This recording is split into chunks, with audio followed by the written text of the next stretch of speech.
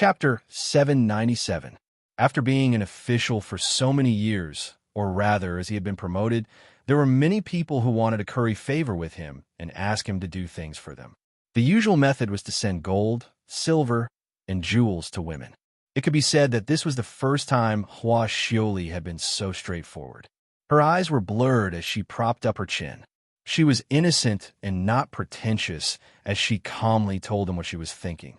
Lin Fengyi, seeing that you are all alone, how about I send you a few beauties? Then, how about you promise me a condition? Lin Fengyi's gaze was locked onto her body. His usually elegant smile slowly revealed a hint of playfulness. If Hua Xiaoli was sober, she would immediately jump 3 feet away. Normally, when Lin Fengyi revealed such an expression, it meant that he was in a bad mood and the person who made him unhappy would be unlucky. Unfortunately, Hua Xiaoli was completely drunk at this time and did not realize that something was wrong. Instead, she looked at him very persistently, waiting for his answer. Lin Fengyi smiled. His smile made one's hair stand on end, but Hua Xiaoli did not notice. How do you know that I am all alone? Hua Xiao didn't suspect anything. She switched from one hand to 2 hands to support her heavy head.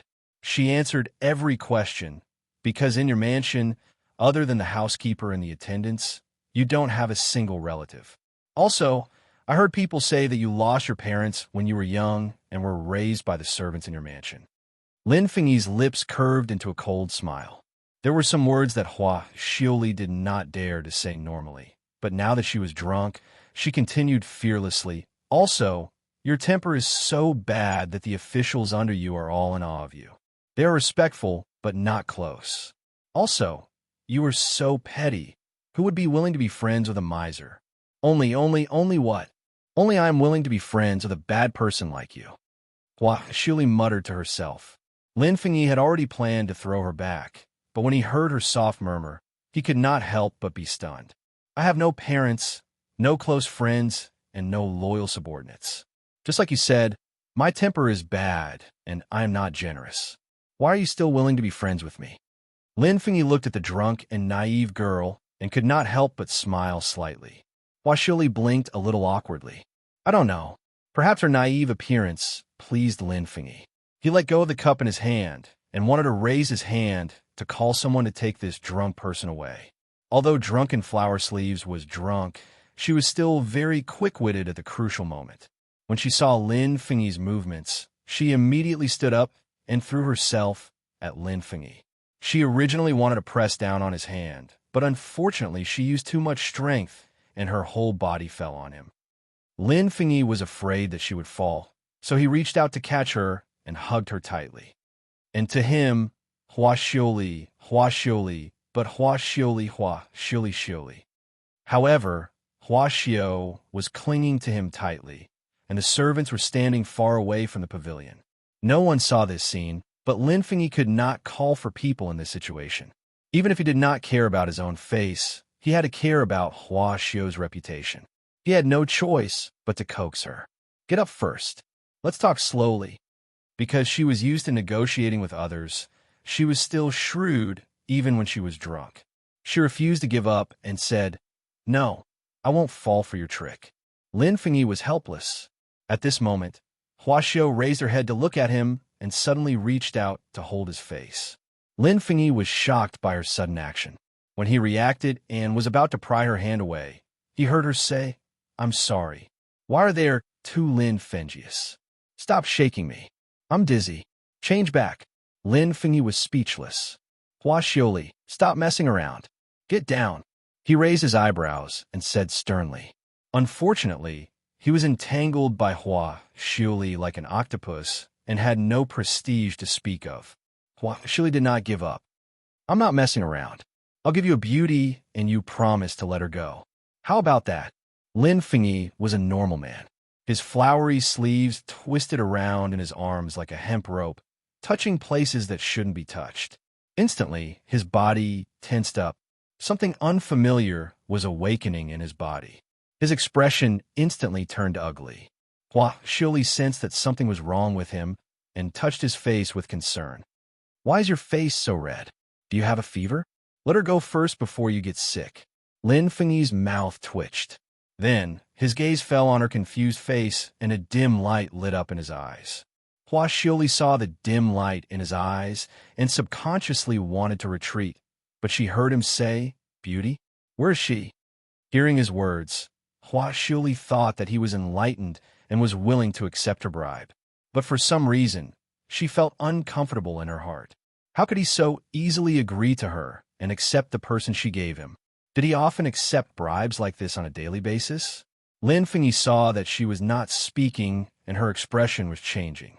She was glaring at him with fiery eyes, and he could not help but frown. "What? Going back on your words?" Hua Xiuli was angry. "Do you really want me to give you a beauty? Aren't you elated? How can you be like this? Aren't you an honest and upright official? Shouldn't you reject someone's gift with righteous words?" Lin Fengyi took a deep breath. He felt that he was going to lose half his life tonight because of this annoying girl. She was so fickle. The ancients were right when they said that a woman's heart was like a needle at the bottom of the sea. Then what do you think we should do? Lin Fengyi really wanted to ignore her and just leave her behind. Hua Xiuli pursed her lips and then quickly wrapped her hand around his neck. She said domineeringly, "I don't have a beauty, but there is one in Hua Xiuli. Do you want it?" Just now, he wanted her to back off so that he could soak in cold water to get rid of the fire in his body. Now, his fire was even bigger. Lin Fengyi narrowed his eyes and leaned closer to her. His tone was very dangerous as he whispered in her ear, "Are you serious?" When night fell, Chu Qingyan felt that something was wrong. She sent someone to the Hua family to find Hua Xiuli. However, she did not receive any news. Instead, she received Hua Xiuli's servant, Afu. His master had previously instructed him to tell Chu Qingyan the truth if she asked. Thus, Afu told Chu Qingyan everything about the cargo ship being detained. After listening, Chu Qingyan nodded with a dark expression. It was similar to what she had expected. "Then where is your master now?" "My master went to official Lin's residence to discuss something with him," Afu immediately replied. Chu Qingyan looked at the sky. She felt that something was wrong to go and find Lin Fengyi at this time. "My master and official Lin are friends. Young Master Chu, please don't think too much." Afu could tell what Chu Qingyan was thinking and immediately explained. Chu Qingyan nodded and said, "Then tell me, why didn't you tell me that something happened to the cargo ship?" Afu replied, "My master was afraid that you would be worried and wanted to resolve the matter personally before reporting everything to young Master Chu." "I see." Chu Qingyan suddenly understood. As expected, she had found a very reliable and trustworthy partner. However, Chu Qingyan was still puzzled. "Then how does your master intend to persuade official Lin to let you go?" Afu shook his head. "This servant doesn't know either. However, my master must have his own way. Young Master Chu, please don't worry." Chu Qingyan could only nod. She probably did not expect that Hua Xiuli's plan was to send her to be eaten. Chapter 798. Are you serious? Lin Fengyi knew that Hua Xiuli was usually daring, but not to this extent. However, he knew that she was already drunk. If she was sober, she would not say such a thing. Thinking that it was rare to see Hua Xiuli like this, Lin Fengyi had the intention to tease her. When Hua Xiuli heard this question, she immediately patted her chest and snorted. "Hey, why don't you investigate? Am I, Hua Xiuli, the kind of person who speaks carelessly? A gentleman's word is as good as a whip. You don't need to doubt my authenticity." "A gentleman?" Lin Fengyi chuckled and looked her up and down, from her red cheeks to her bright red lips, and then from her jade neck to her undulating curves. Lin Fengyi originally only wanted to tease her, but when his gaze landed on the place where it should not land, he felt the complicated feeling in his body start to surge again. He instantly shifted his gaze away pathetically. At this time, Hua Xiuli's nerves were very careless. She was still twisting in his arms recklessly, so much so that he almost could not suppress the fire in his heart. "Lin Fengyi, you don't believe me." Hua Xiuli used all her strength to grab his collar and climb up, trying to get closer to him, wanting to argue with him. The fragrance of the wine, mixed with a young girl's natural body fragrance, suddenly floated into his nose. Lin Fengyi's blood surged, and he was about to lose his patience. "All right, as you wish." He spat out these words from between his teeth. Then, he suddenly stood up with her in his arms and quickly walked toward his courtyard. Xiao was suddenly picked up by him and almost twisted her neck. She quickly reached out to wrap her arms around his neck and complained, "Do you know how to have tender feelings for the fair sex?" Lin Fengyi looked at her in annoyance, but still lifted her up a little so that she could lie more comfortably. Because the master of the household had not rested yet, the servants were still working diligently at their respective posts. When they suddenly saw the usually calm and composed Sir carrying someone over, they were so shocked that they did not know how to sweep the floor, water the flowers, or wipe the windows. Their eyes were wide open. "What are you all standing there for?"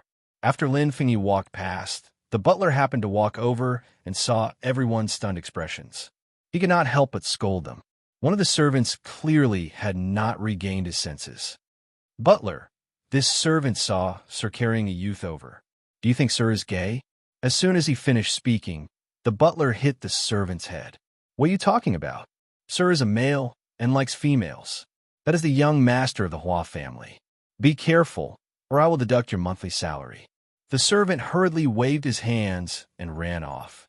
The steward looked at the end of the path, stroked his beard, and smiled so widely that his molars couldn't be seen.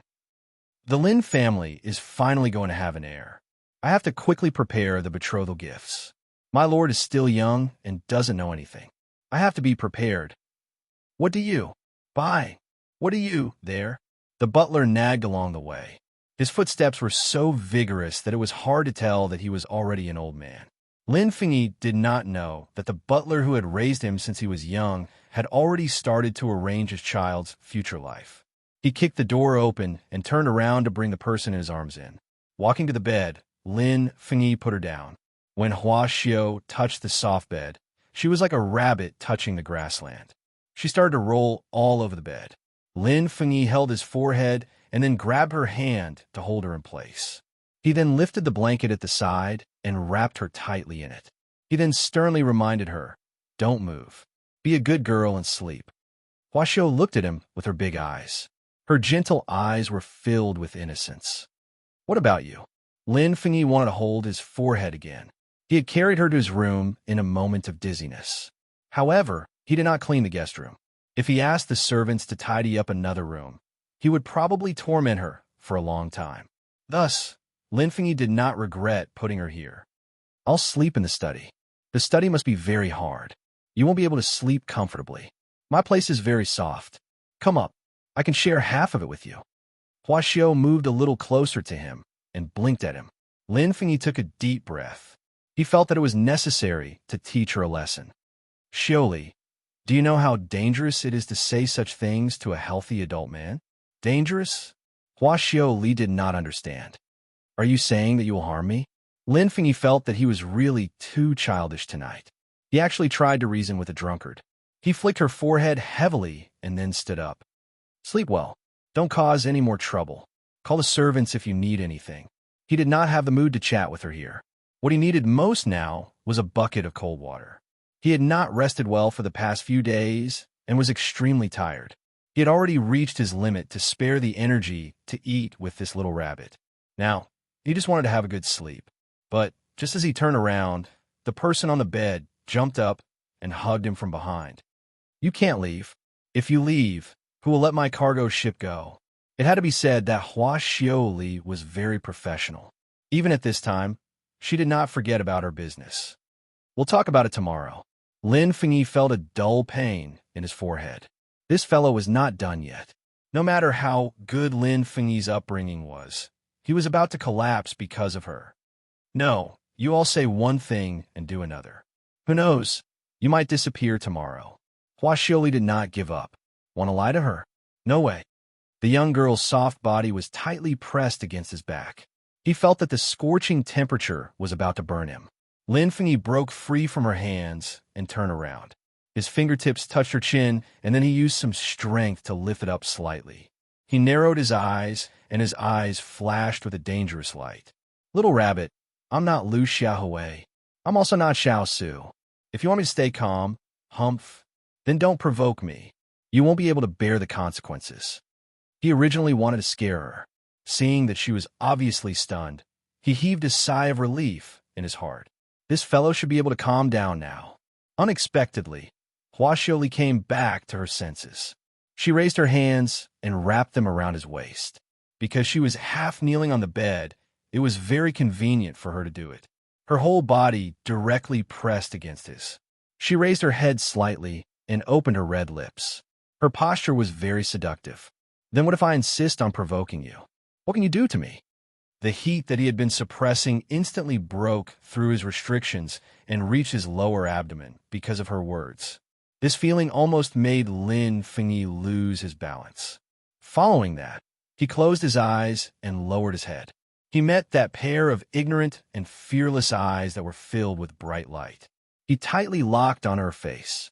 The last word was as light as a breeze, but it contained the depth of a storm. Then, as you wish. After saying that, he leaned over and kissed her lips. It was just a natural desire for food and sex.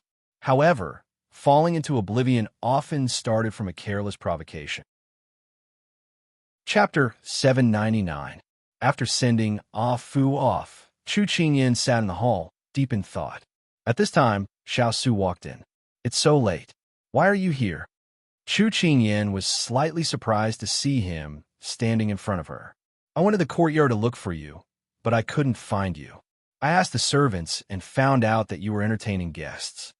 Xiao Su took a seat at the side, then asked, What were you thinking about just now? Chu Qingyan sighed softly, then told him the reason. After that, she said, Xiaoli already went to find official Lin, but with official Lin's personality of separating public and private matters, I'm afraid she won't be able to get anything good.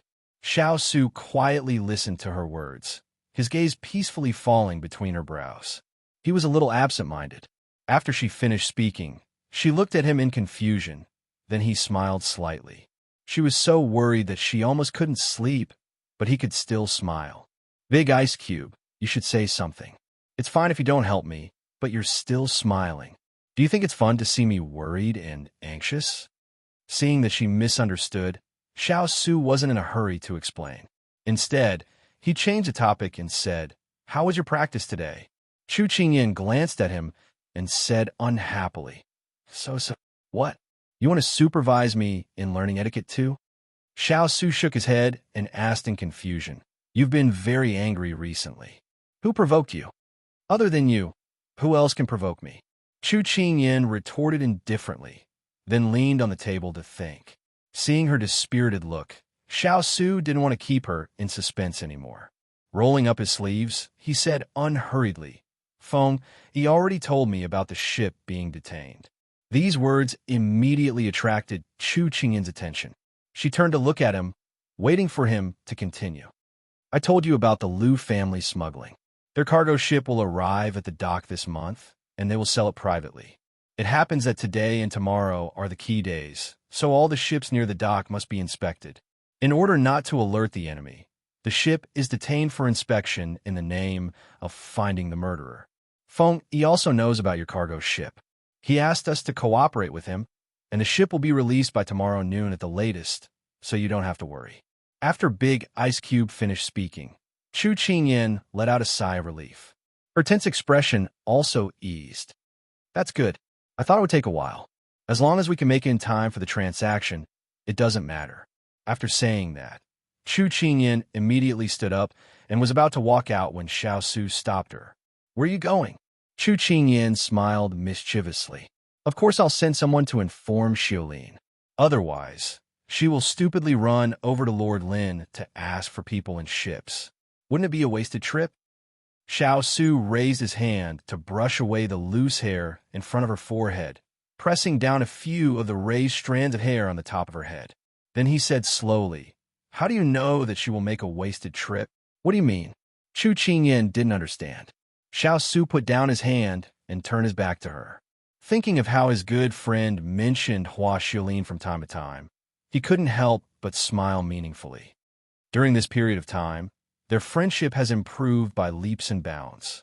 Speaking of this, he paused and then said, Even if I tell you, you won't understand. Chu Qingyin jumped in front of him and said unhappily, "What do you mean by I won't understand? I'm not a child." Yes, you're not a child. In a few days, your birthday will come. At that time, you will really be an adult. Xiao Su's eyes deepened when he spoke of her birthday. If the little guy was of marriageable age, then the marriage could be put on the agenda. Chu Qingyin nodded in satisfaction. She wanted to say something, but she saw that the person in front of her was deep in thought. She couldn't help but raise her hand to poke his chest, but when she raised her hand halfway, there was a knock on the door. Xiao Su lowered his head to look at her and then looked past her to the door. When he saw who it was, he couldn't help but frown. Chu Qingyin took back her hand and turned to see a servant girl standing at the door. She raised her eyebrows. Wasn't this Liang Danjing's personal servant girl? Your Highness, my master has something to invite you to the yard for a chat. The servant girl bowed and reported. It's already so late. Let's talk tomorrow. Xiao Su's face was cold as he waved his hand to have her leave. Yes, this servant understands. She left after speaking.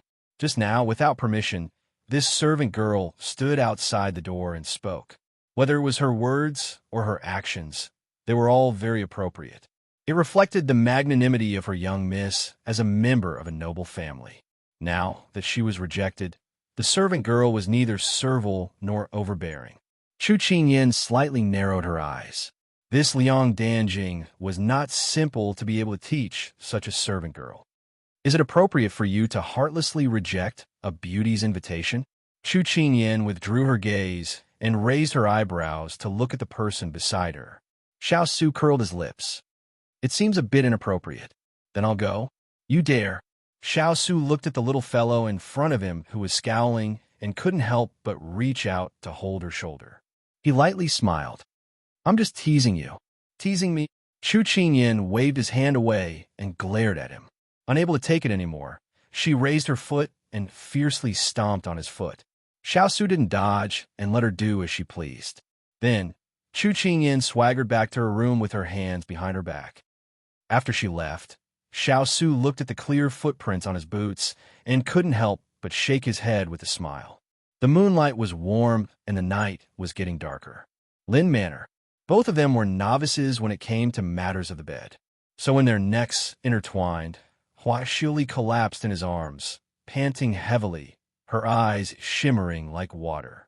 Lin Fengyi's gaze fell on her alluring lips. As he had sucked too hard just now, he had bitten it. He tenderly raised his hand to caress her dark red lips. But unexpectedly, this action made the person in his arms shrink back and lower his head to meet her embarrassed and angry eyes. Bite me? Do you think I'm a steam bun? Hua Xiuli took advantage of his inattention and pulled him hard. Lin Fengyi was not on guard and was pulled down by her. His entire body lay on the bed. Hua Xiuli flipped over and sat on top of him, intending to return the favor. She lowered her head and fiercely bit his lips. Lin Fengyi twitched in pain. He couldn't follow her, so he hugged her with both hands. Very quickly, their positions changed. Hua Xiuli's world spun, and she found that she was the one being pressed down again. Before she could protest, the person on top of her had already leaned close to her. His cool breath sprayed on her face, and it was a little itchy. She couldn't help but want to scratch it, but he grabbed her hand. You shouldn't bite like this. He kindly reminded her. Then what should I do? She forgot to move and asked in a daze. Be good. Open your mouth. I'll teach you. He guided her patiently. Hua Xiuli didn't believe him. He had clearly touched her teeth just now. But she didn't know if it was because his voice was too gentle or something else. But she unexpectedly followed his words. She closed her eyes and slightly opened her mouth to accommodate him. This was the first time he had seen such an obedient Hua Xiuli. Lin Fengyi felt that his heart had been ruthlessly hit. It's better to be obedient after drinking wine, he said to himself, and then leaned over her.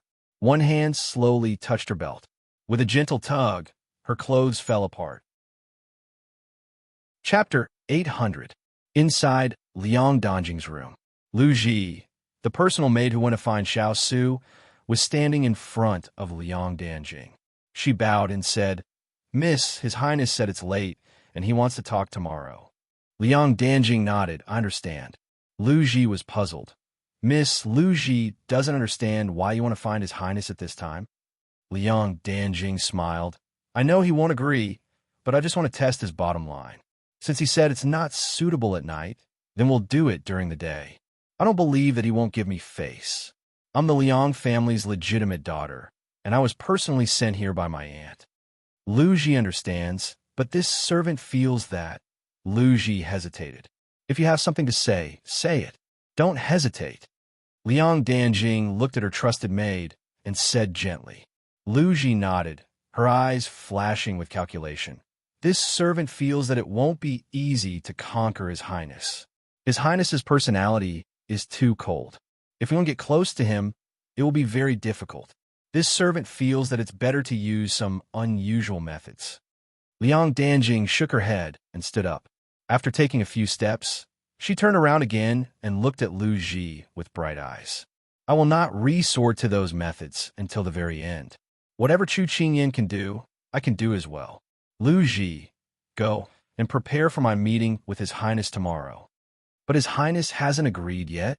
Lu Ji was worried. In her opinion, His Highness wouldn't easily let her miss get close. Just do as I say. I'll make my own decisions about the rest. Liang Danjing waved her hand and dismissed her. Lu Ji saw that her miss had a card up her sleeve and retreated with relief. When the room returned to silence, Liang Danjing walked to the zither table. She raised her hand and stroked the zither strings, a faint smile in her eyes. Before coming to Jiangnan, she and her sister were summoned to the palace by her aunt. She didn't forget what her aunt said to them. As long as one of them could give birth to her eldest cousin's child, then the Liang family's position would be more stable and their status would rise. But the premise was that they could tie down her eldest cousin's heart. What's so difficult about trapping someone's heart? When she was in the capital, the Liang family's doorstep was almost trampled by matchmakers. She didn't believe that with her talent, her looks, and her character, she wouldn't be able to capture a man's heart. Chu Qingyan's face appeared in her mind. Her lips were slightly curved, and her eyes were no longer as gentle as before. Instead, there was a hint of coldness. All the men in the world were the same. They liked the new and hated the old. Liang Danjing looked at the Guqin as if she was looking at a lover, and then pulled the gauze to cover it. Back in the room, Chu Qingyan was about to ask Xining to prepare a pot of tea when she saw her father sitting in the room, dozing off. Chu Qingyan found it funny. She walked forward and pushed him. Father, why did you fall asleep here? Mr. Chu rubbed his eyes and woke up. He looked at his daughter in front of him with sleepy eyes and mumbled, You don't want your father any more now that you have an upside-down onion. Father, what are you saying?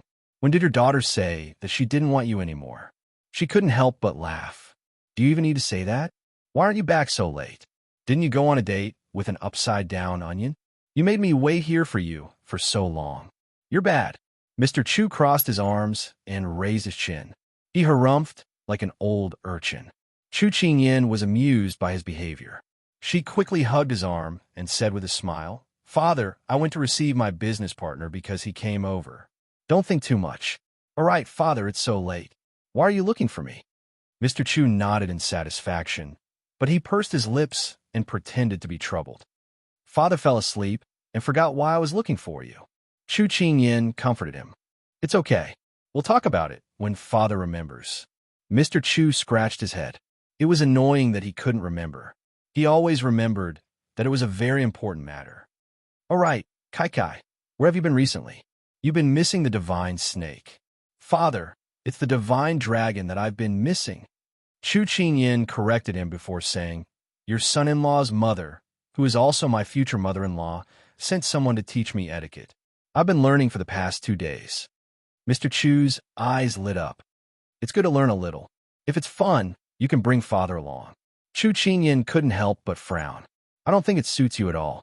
It's more fun with Little Hai and the rest. Mr. Chu finally calmed down. He then asked, Didn't you say that a few young ladies came to our residence? Were they? What are they here for? Are they here to play with you? Play with her? Yes, that's right. They were here to play her to death. Chu Qingyan nodded. They're Big Ice Cube's cousins. Father, if you have nothing to do, don't go to the side courtyard. After all, you're not familiar with them. Just let Big Ice Cube entertain them. Are they pretty? Mr. Chu leaned over and asked. Chu Qingyan recalled the two young ladies from the Liang family. To be fair, they're both top-notch in terms of looks. Mr. Chu was unhappy. No, I have to keep an eye on them. Cousins, they're cousins. They're not far away, but they're not close either. Although they're not as good-looking as father, they're still outstanding. It won't be good if they're targeted. Father, they're outstanding.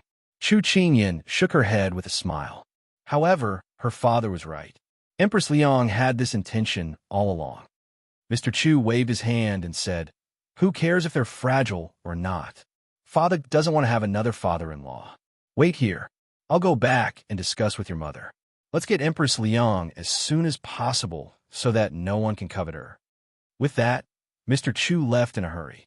After taking a few steps, Mr. Chu suddenly remembered that he had come to ask his daughter about her coming of age and whether it was time for her to marry his son-in-law. Forget it. It'll be here in a few days anyway. Chu Qingyan couldn't stop her father at all. She could only shake her head when she heard his incoherent words. Anyway, her father was forgetful. She believed that he would forget everything after a night's sleep. Regarding the matter in her sleeve, since Big Ice Cube had spoken, she wasn't worried anymore. She still had to deal with the 3 big shots tomorrow. Chu Qingyan twisted her neck and prepared to go to sleep.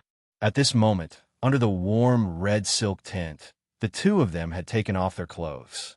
Their ink-black hair intertwined, and their fragrant sweat stained their skin. Under the soft light, their entire bodies glowed faintly. Knowing that it was her first time, Lin Fengyi tried his best to be gentle. However, no matter how careful he was, the person below still started to cry.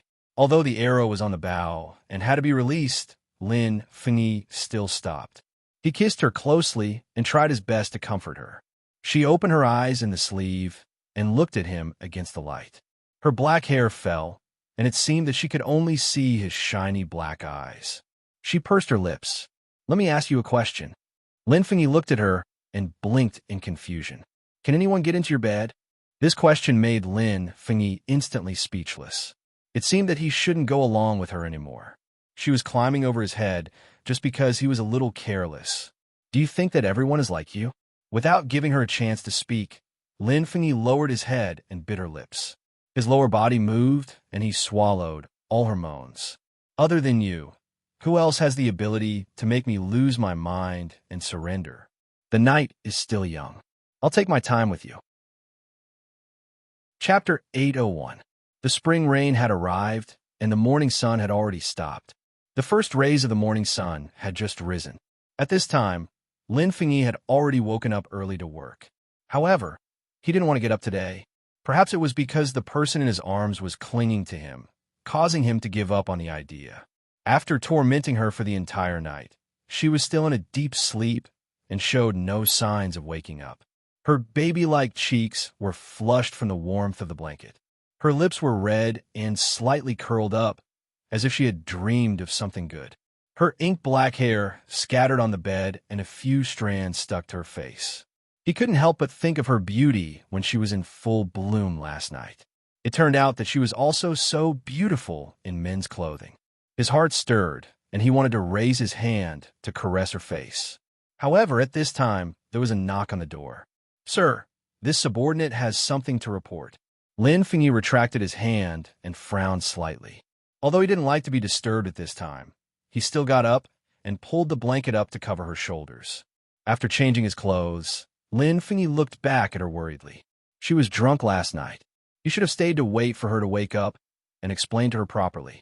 If she woke up and saw this scene, who knew what would happen? However, his subordinate came to look for him so early. It must be related to the official salt. He couldn't delay. Thus, he walked back to the bed and looked at her deeply. Then, he leaned over and wanted to wake her up. However, when he saw her sleeping face, he couldn't bear to do so. In the end, he kissed her forehead lightly and said softly, "Stay here obediently. Wait for me to come back and give you an explanation." Xiao was sleeping soundly and blocked out all sound from the outside world. Thus, when Lin Fengyi left, she didn't know it all. Before Lin Fengyi left, he had instructed that no one was to enter his room, so no one disturbed him. Xiao slept until late in the morning. She opened her eyes and looked at this unfamiliar place blankly. Where was this? Were her eyes playing tricks on her? Just as she was about to raise her hand to rub her eyes, the blanket on her slid down. Naked body? Densely packed marks? What the hell was this? Xiao suddenly sat up. She didn't have the habit of sleeping naked. However, when she got up, her entire body ached and she fell back into the blanket. She stared at the changes on her body. Although she was inexperienced, she more or less knew what had happened to her body. Her eyes were blank. At this time, last night's memories of her mind. Last night, she wanted to get closer to him. Xiao. She also clearly remembered his slender fingers roaming over her body. Steam rose from her face.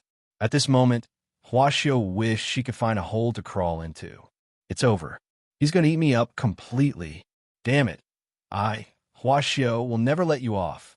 After feeling embarrassed, Xiao combed her hair. Then she struggled to get up from the bed. She looked around for Lin Fengyi, but she couldn't find him. Even if she took the initiative, wasn't he a gentleman? How could he not resist? She bit the blanket and angrily said, "This guy, after eating me up, he ran away. Irresponsible, bad guy. I won't let you off so easily. Next time I see you, I'll bite you to death." Xiao trembled as she got up. She picked up her clothes from the floor and found that they were torn into rags. She made a mental note of him again. Then she opened his wardrobe and changed into one of his clothes. Although it was a little long, it was better than nothing. She tidied herself up and covered everything that should be covered. Then, Xiao sneakily opened the door. She couldn't be seen by others. Otherwise, her reputation would be ruined.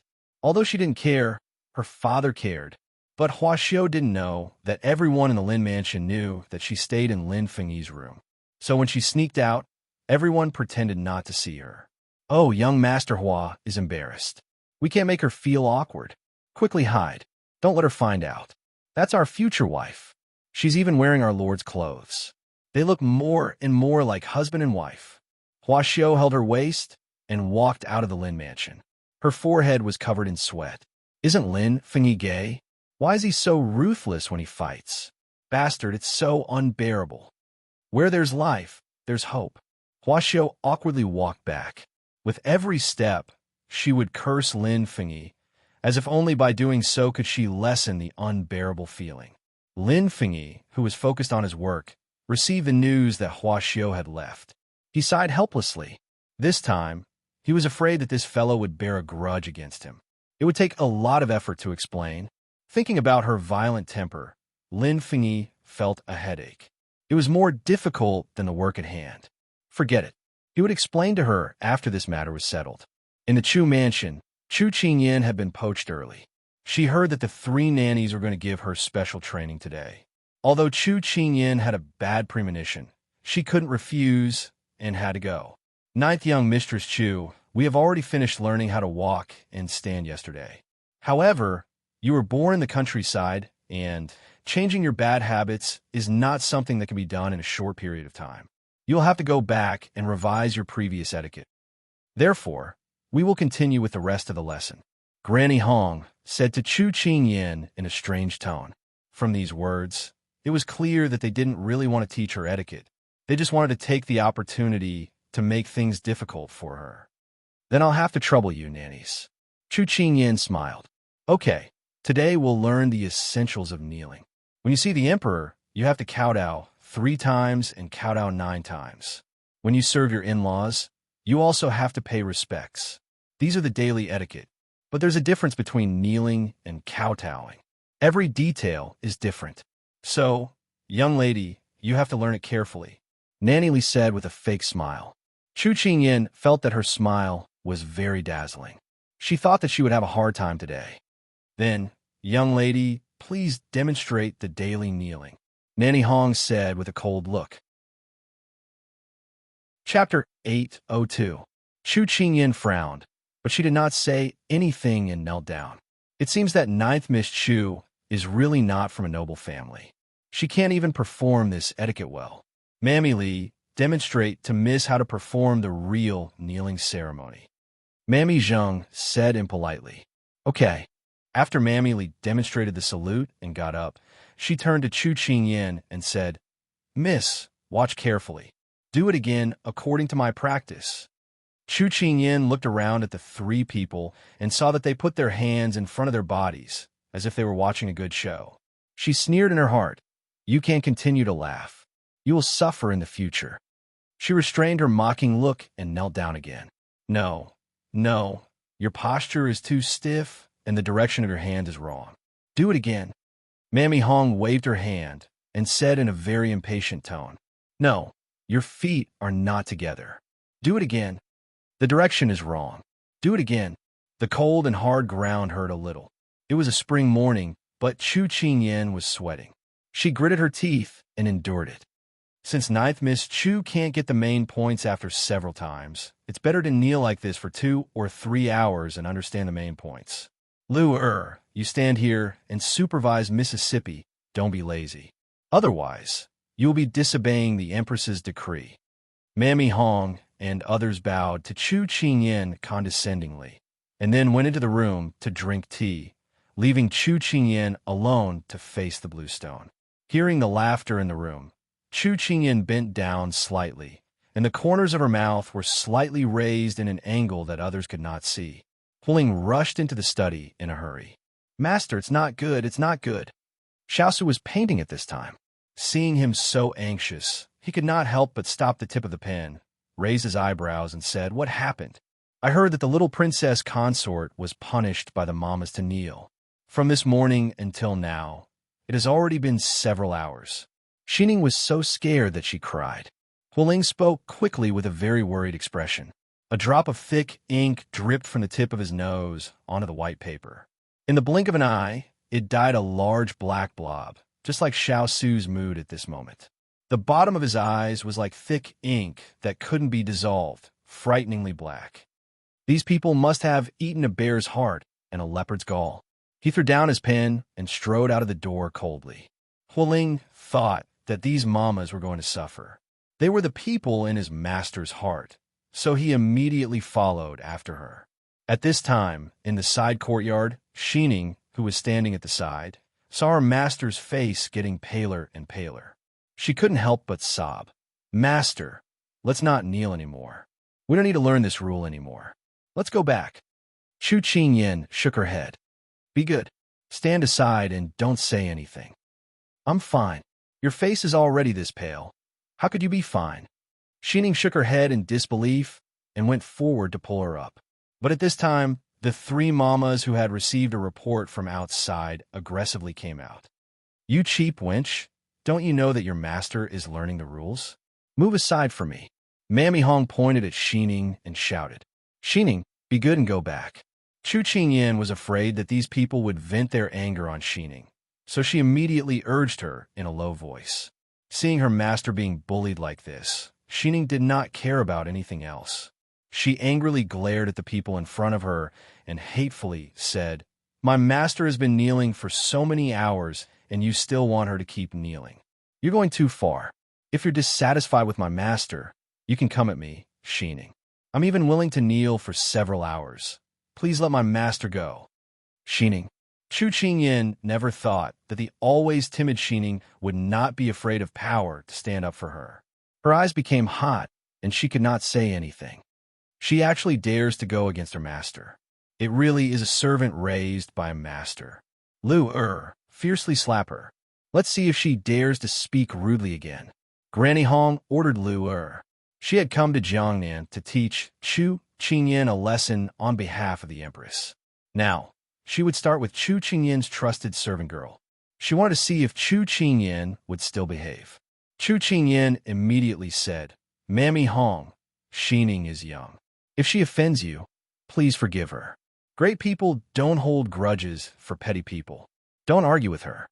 After that, she winked at Xining to let her be obedient. "Young?" Mammy Zheng sneered a few times and said, "She can be the chief maid of the 9th Miss Chu, which means that her ability is appreciated by you. In this case, she doesn't care about her luck and dares to contradict us. It can be seen that she has no manners at all. Today, if I don't teach her for you, if she offends you in the future, you will be implicated in the future. So you'd better watch aside. I'm not only teaching you the court etiquette, but also teaching you how to discipline your servants." Chu Qingyan narrowed her cold eyes and said, "Mammy Zheng, today I am here. I won't let you hurt the people around me. If you insist on punishing her, you can punish me. It's my fault for not being strict with my servants. I am responsible." She knew that these people came from the palace, and the means of punishing people were quite exquisite. They knew how to beat people without leaving a trace, but could make the victim feel unbearable pain. Xining had been with her since she was a child. She knew what she was capable of. She would definitely not be able to bear these punishments. Mammy Zheng was not angry, but laughed.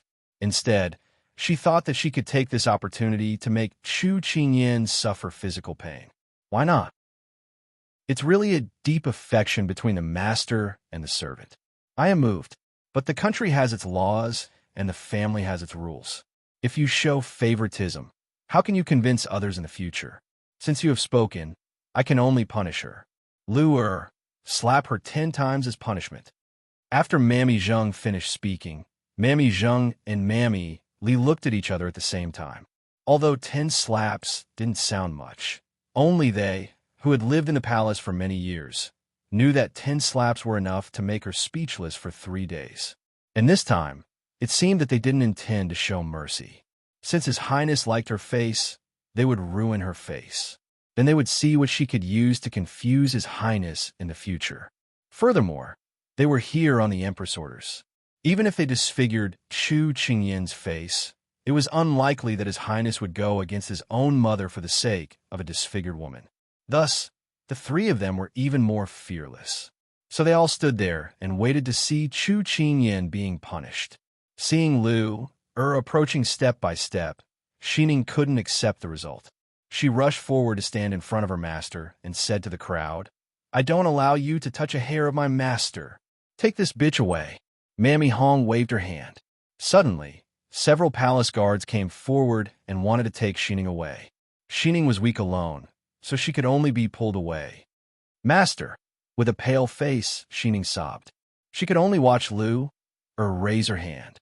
Chu Qingyan glanced at Lu's triumphant smile and raised hand.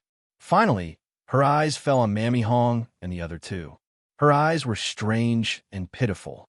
When Mammy Hong met her eyes, she couldn't help but be stunned. The girl's eyes were so scary. Mammy Hong shivered and then said angrily, "Do it." Chu Qingyan slowly closed her eyes. Good would be rewarded with good, and evil with evil. It was not that there was no reward, but it was not the time yet. Bang! The door of the side courtyard was kicked open. Chapter 803. Just like that, the solid door was kicked into several pieces. It flew into the air and spun a few times before landing on the ground, kicking up a large cloud of dust. Chu Qingyan turned her head when she heard the sound. She only saw Xian Mo's figure with a murderous aura. Step by step, she stepped on the broken pieces of wood, as if she was stepping on multicolored clouds. She walked towards her unhurriedly and quickly. She didn't look at Nanny Hong and the others who were trembling like sieves. She also didn't look at Lu and the others who were so scared that they didn't even dare to retreat. In her eyes, there was only the man who walked with each step. "I've waited for you for a long time. You're finally here. My big ice cube." Chu Qingyan's lips curled up. Her smile was like a flower. Xiao Su's gaze was unprecedentedly cold. Only when it landed on Chu Qingyan's body did it melt with warmth. But when he saw the person kneeling on the ground with her skirt covered in dust and a face full of exhaustion, his eyes hurt so much that they almost cracked. Mu Ling led people to surround the entire courtyard. All the palace guards were pressed to the ground with their hands behind their backs, unable to move. Xiao Su strode forward and reached out to hold the shoulders of the person in front of him. His voice was so low and gentle that others thought it was a hallucination. "Where do you feel uncomfortable?" He could only see her face that was as pale as paper. Her eyes that were as bright as the sun had lost their former luster. This already made his heart ache so much that he couldn't breathe. "I'm fine. It's just that," she smiled at Xiao Su. She had just said a few words when her entire body went limp. Xiao Su was greatly shocked. He immediately reached out to hold her in his arms. Only then did he realize that she had fainted. "Your Highness, my master woke up before the sun rose. She didn't even have time to eat breakfast. Just now. She knelt for more than 6 hours. How can her body take it?" Woo-woo. Seeing that her master had fainted, Xining was instantly scared to tears. She sobbed and wiped away her tears. When he heard this, he didn't dare delay. He immediately picked her up and turned to leave. "Your Highness, this old servant was teaching 9th young Miss Chu palace etiquette today. We really didn't know that young Mrs. Body could take it so much. Please forgive us, Your Highness." At first, everyone was just shocked by Xiao Su's sudden appearance. They didn't take Chu Qingyan seriously. But after His Highness' next move, the three of them realized that things were not good. They quickly walked to kneel in front of Xiao Su and pushed their responsibility of responsibility. Xiao Su was in a hurry to bring Chu Qingyan to see a doctor. Now that these people were blocking his way, he was enraged. He lifted his leg and kicked them. The three of them cried out in pain as they were sent flying. Just like the door earlier, they landed heavily on the ground.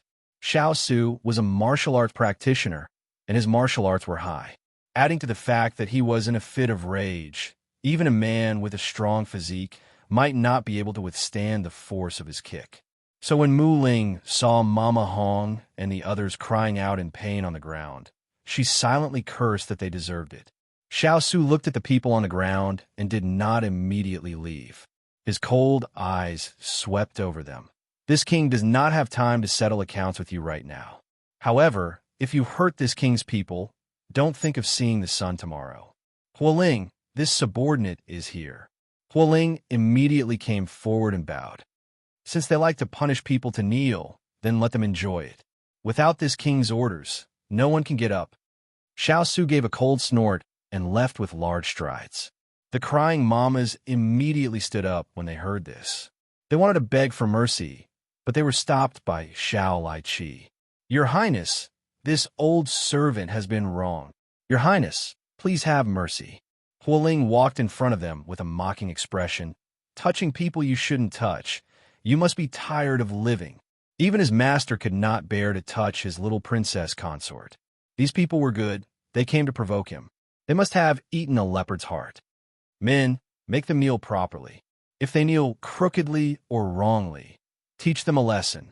Hualing coldly ordered with his hands behind his back. "Yes." The people in the courtyard immediately knelt down and begged for mercy. Unfortunately, it was too late, because what this world lacked the most was medicine for regret. "Xiao Su, how did you take care of my little sister?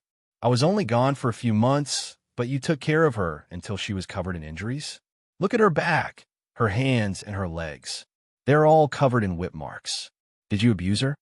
Although she is a martial artist, she can't withstand this kind of torture. Look at her knees. Do you know that if she continues to kneel, her legs will be crippled?" Chu Qingyan seemed to hear Yin Luo's voice in a daze. Wasn't she in Lian City? Oh, that's not right. She had already returned. She was just delayed on the way. Yin Luo's words warmed her heart. "Son-in-law, father trusts you so much, but you let Kai Kai suffer.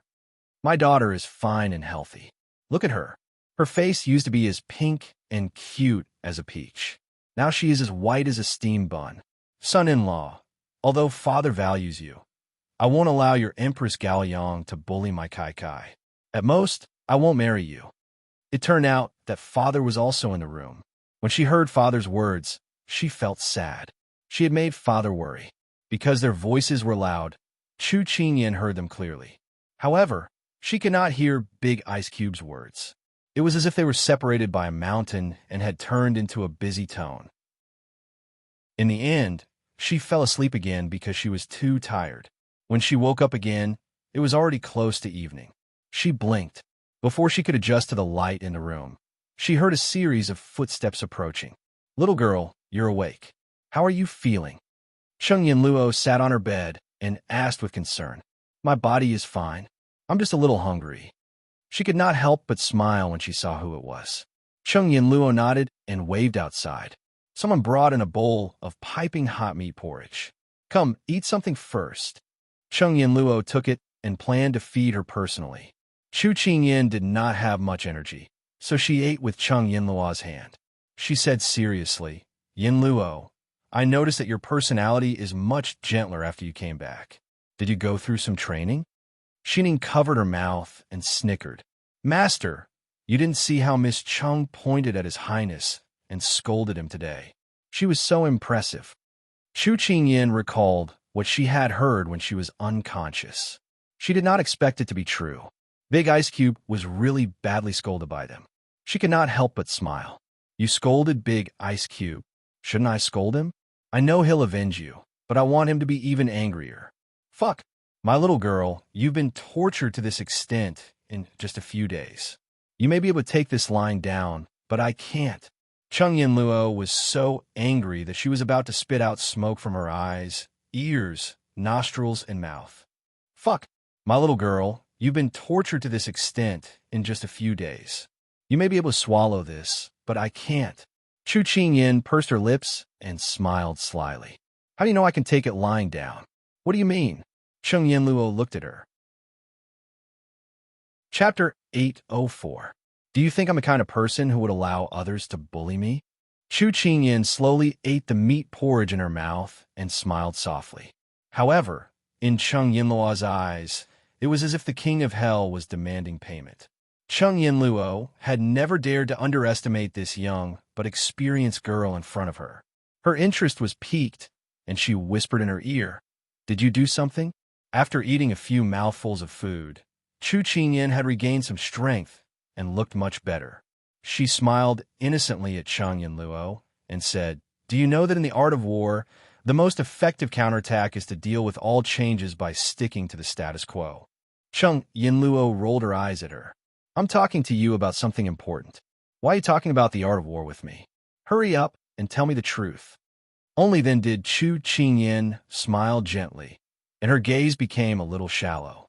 Actually, I've suffered so much, and I'm not just a sitting duck. I know that they came to Jiangnan with the intention of making me suffer, so that I'll know how difficult it is and retreat.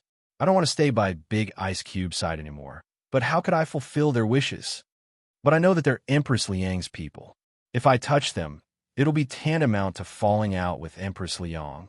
It'll also force Big Ice Cube to choose between his family and me. It'll put him in a dilemma, so I can't do that. Speaking up to this point, her smile gradually deepened. But I can't let anyone bully me like this. If it was real swords and spears, then I'd admit defeat. But why do you have to use such methods to force me to submit? So you asked Big Ice Cube to take the initiative to come forward? Chung Yinluo guessed. She nodded. First, I was injured and was discovered by him. Although he didn't say much on the surface, based on his meticulous nature, he will definitely have some suspicions. Then, he will definitely send people to strictly guard the side courtyard. That's why Big Ice Cube immediately noticed when the three grannies deliberately made things difficult for me. Otherwise, he wouldn't have rushed over. I can predict that they will either die or be seriously injured. At this point, Chu Qingyin turned to look at the person in front of her. There was a hint of struggle in her eyes. Yinluo, am I being unkind by doing this? As soon as she finished speaking, Chu Qingyin was hit in the head by Chung Yinluo. She covered her head and looked at Chung Yinluo, feeling wronged. Why don't you think about it? If they didn't take advantage of you and teach you well instead of torturing you to death, would they have left something for Xiao Lai to use against His Royal Highness? Chung Yinluo glared at her again. How are you being unkind? It was simply not ruthless enough. If it were me, I would have already sent them to heaven with a needle. Ahem, you're a doctor, not a butcher. Chu Qingyin could not help but remind him. So what if he's a doctor? If people don't offend me, I won't offend them.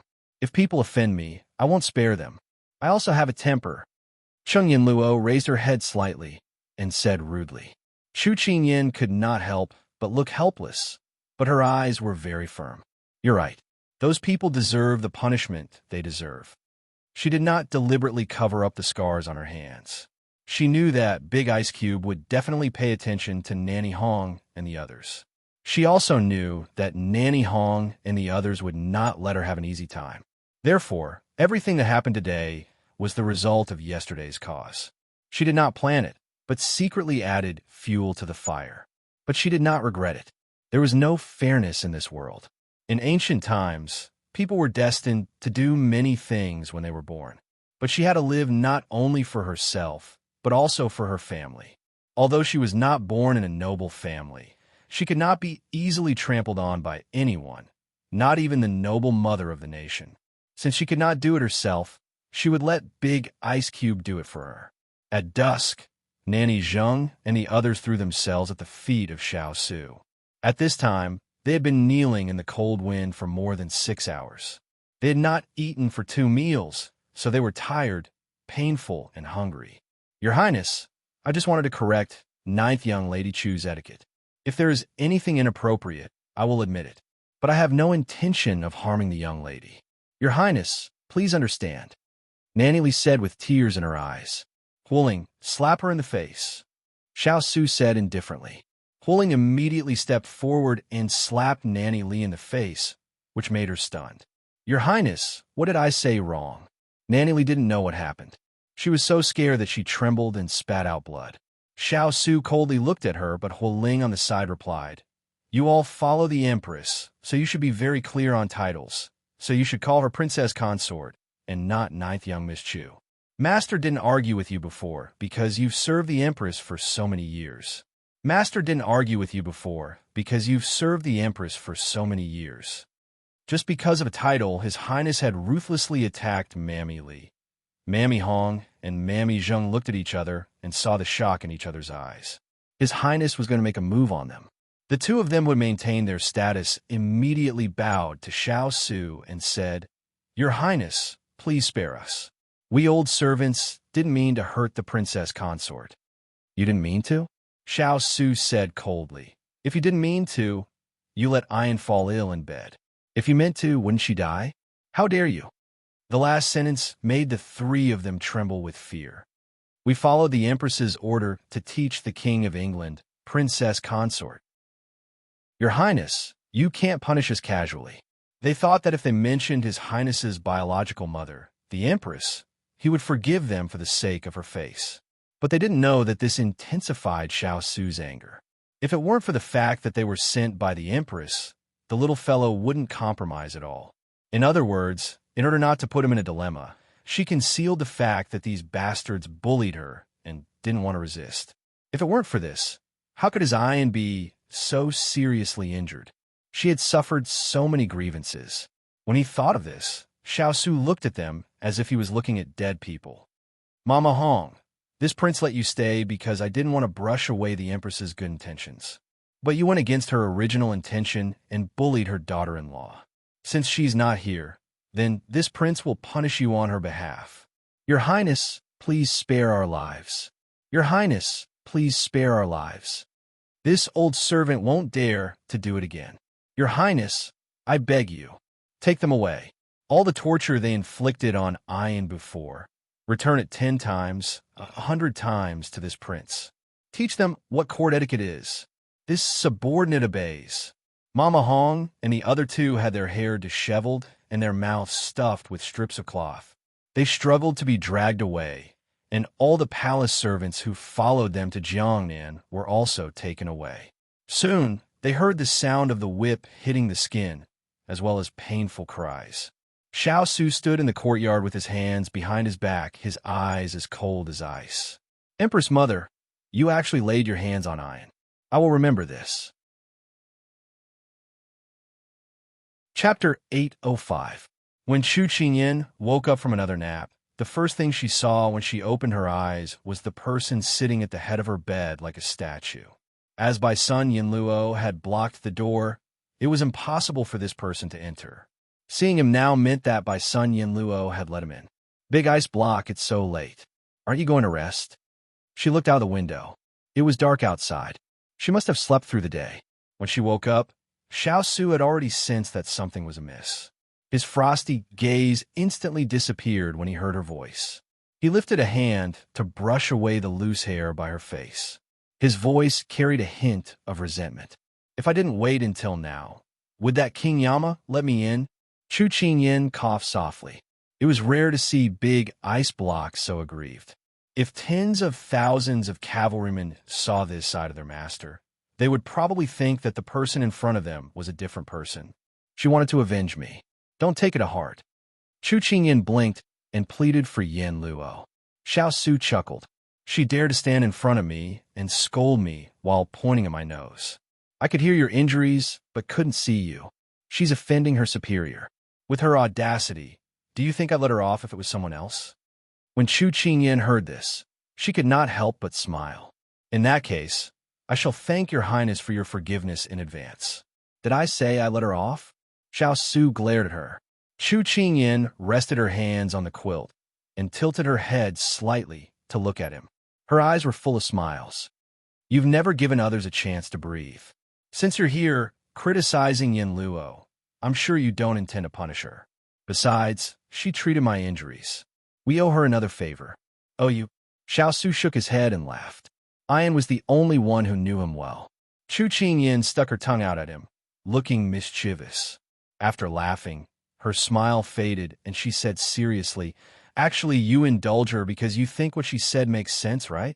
Xiao Su's smile disappeared, and he looked at her with bright eyes.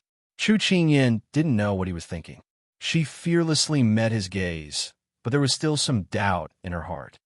I have already asked Wu Ling to clean up Ian and Granny Hong. Even the people who came out of Chaoyang Palace will not be spared, Xiao Su said firmly. Chu Qingyan was slightly surprised. Leave none alive. After all, those people had all come from Chaoyang Palace, and they had come to Jiangnan on Empress Liang's orders. She had thought that after this had happened, at most, the big ice block would chase them back to the Imperial Palace. She had not thought that he would kill them all. Xiao Su reached out to stroke her head. His eyes were cold where she couldn't see them. Originally, he just wanted to teach these people a lesson and then chase them out of Jiangnan. What the eye doesn't see, the heart doesn't grieve over. However, when Wu Ling and the others searched the side courtyard today, they found many dangerous drugs. Not only was there the red crane crown poison that could kill people silently, there was also a powder that could make them unable to conceive for the rest of their lives. These people had clearly come prepared. If it wasn't for Wu Ling finding them, he didn't dare imagine what would happen if these poisons were used on Ian. Right, if they have any intentions of harming you, leave none alive. It was like he was saying this to himself, but it was also like he was making a promise to her. Without knowing why, Chu Qingyan felt that there was something wrong with the person in front of her, but hearing him protect her, her eyes couldn't help becoming slightly wet. Compared to this, the torture she had suffered over the past 2 days was nothing at all. Big ice block, there is something I want to confess to you. Chu Qingyan sat up and gathered her courage to look at him. When she met his handsome eyes, she pursed her lips. Actually, the things that happened today, I'm suspected of adding fuel to the fire. After saying this, she closed her eyes. She knew that the big ice block disliked hiding things and lying the most. She did not lie about this matter, but she did hide some things. With the big ice block's intelligence, even if he didn't find out now, he would definitely find out after this matter. Rather than finding out herself, it was better to honestly confess. But hearing the person in front of her not reply for a long time, Chu Qingyan couldn't help being confused. Was the big ice block confused by her anger? When she was struggling to open her eyes, a soft laugh sounded in her ears. She opened her eyes in a daze and saw the person in front of her with his arms crossed as he looked at her with a teasing gaze. Do you think you can fool me with your tricks? Chu Qingyan was startled. You know, you were raised by me. How could I not know what you were thinking? Xiao Su raised his hand to pinch her cheek. It felt really good to the touch. What do you mean raised by you? In any case, I've lived alone for 10 years, okay? Then why did you still? Chu Qingyan opened her mouth, but didn't continue. You want to ask why I pretended that nothing happened and punished Nanny Hong and the others for you? Xiao Su continued her words and looked at her with a smile. Chu Qingyan pursed her lips in silent agreement. Xiao Su stared at her for a while, his eyes gradually darkening. Ian, you are my future wife, the person I will protect for my entire life, but you don't believe me. Xiao Su had never spoken harshly to Chu Qingyan, but when he said this, it was like a thunderbolt, making her instantly widen her eyes. Chu Qingyan subconsciously wanted to explain, but she didn't know where to start. She acquiesced to Nanny Hong and the others' unreasonable conditions not only because she didn't want to have a direct conflict with them, but also because she didn't want Big Ice Cube to be involved and be in a dilemma. However, she didn't expect them to come prepared and target her everywhere. Moreover, as long as she relaxed, they could kill her at any time. If it was a real fight, she wouldn't be afraid, but it was impossible to guard against the women's tricks hidden under the embroidery needles in the backyard. She was a person with a big heart and didn't want to be bound by the dirty things in the backyard, so she let Nanny Hong and the others make a big deal out of it. If she wanted to kill Nanny Hong and the others with her own hands, it was actually very simple. It was enough to show mercy and power, but she didn't want to. She could only treat the symptoms, but Big Ice Cube could treat the root of the problem. Xiao Su stood up and walked to the side of the table. Looking at the burning candlelight, he opened his mouth with his back to her and said with a faint voice, "Ian, you're smarter than others. These people are no match for you, but you'd rather wait for me to help you than tell me. Can I make you trust me wholeheartedly?" Chu Qing-yin bit her lip and shook her head, but the person with her back to him couldn't see her movements. Her expression was sad and helpless. "Ian, I won't let go of anyone who hurt you." But Xiao Su paused and finally said with a disappointed tone, "Have a good rest." Before Chu Qing-yin could call out to him, he had already left. She could only stare at the tightly shut door, feeling dejected and dispirited. "Actually, it's not that I don't trust you, but I'm afraid you'll dislike me. You have a broad mind and outstanding strategies. You definitely don't want to deal with the women in the backyard all day long. If I bother you with these things, I'm afraid you'll think I'm the same as those women, mediocre and jealous. When love is strong to the extreme, it's because you're afraid of losing." Chapter 806. When Xiao Su walked out the door, his cold expression instantly turned into a soft sigh. He slowly walked out. Hualing, who was following behind him, had a stomach full of words, so he had to spit them out. "Master, the words you said just now were a bit heavy. Little Princess Consort is not that kind of person." When Xiao Su heard this, it seemed like he was complaining for Ian. He couldn't help smiling. The people he had trained for so many years had all been subdued by her in the end. "What kind of person?" Xiao Su asked. Hualing hesitated a bit before saying, "Although Little Princess Consort did nothing about Mama Hong's matter and allowed them to make a big fuss, this subordinate believes that Little Princess Consort is not a scheming and vicious person." "Hualing, you've only been by her side, but you already know Ian's personality. Not to mention, this king has carefully protected her for so many years, so how could I not know her kindness? If someone didn't step on her bottom line, she would not take the initiative to make a move." Xiao Su thought of her stubborn and wronged appearance tonight, and his heart filled with pity. Then why did Master treat Little Princess Consort like this tonight? Hualing couldn't help asking. "Hualing, you know what this king wants." Xiao Su stopped walking and looked at the deep moonlight with a desolate look in his eyes. Hualing could feel it and felt that his master was a bit impatient. Although Little Princess Consort was smart, she was only 15 years old. He scratched his head, but Little Princess Consort is still young. "Do you want to give her a bit more time?" Xiao Su's eyes were cold. This king is afraid there won't be enough time. Hualing was stunned. Xiao Su did not say anything else and looked into the distance. His eyes were unfocused, like he was thinking and sighing. "Ian, I hope that you don't have to wait for me to find you every time. I'm not a god, so I won't be able to see everything every time. I'm afraid that if I'm careless, I'll lose you. I have a lifetime to wait for you to open your heart and trust me with all your heart. But I'm also afraid that the world is unpredictable." In a room in the side courtyard, Liang Danjing and Liang Danbing both had heavy expressions. "Elder sister, Granny Hong, and the others, and the people we brought out from the Imperial Palace have all been taken away by eldest cousin. What do you think they will be taken to?" Liang Danbing twisted her handkerchief and asked worriedly. It was not because she cared about them, but because once these people were gone, the strength they could rely on would be reduced by more than half. Liang Danjing's expression was terrible. She took a deep breath and said, "I'm afraid these people are no longer here." "What?" Liang Danbing sucked in a breath of air, extremely shocked. What kind of person is His Highness? Back then, he led 10,000 troops against 30,000 enemy troops. The disparity in strength between us and the enemy was huge, but he still managed to flatten the enemy troops. Do you think such a person is a merciful person? Liang Danjing stood up and walked around the room with a serious expression.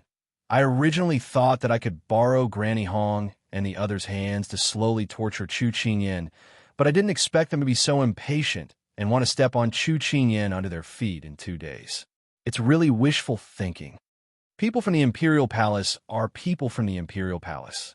Their eyes are high, and they think that this is also their Imperial Palace. That's why they are so unscrupulous. If they die, it's not unjust. It's a pity that we lost a helper.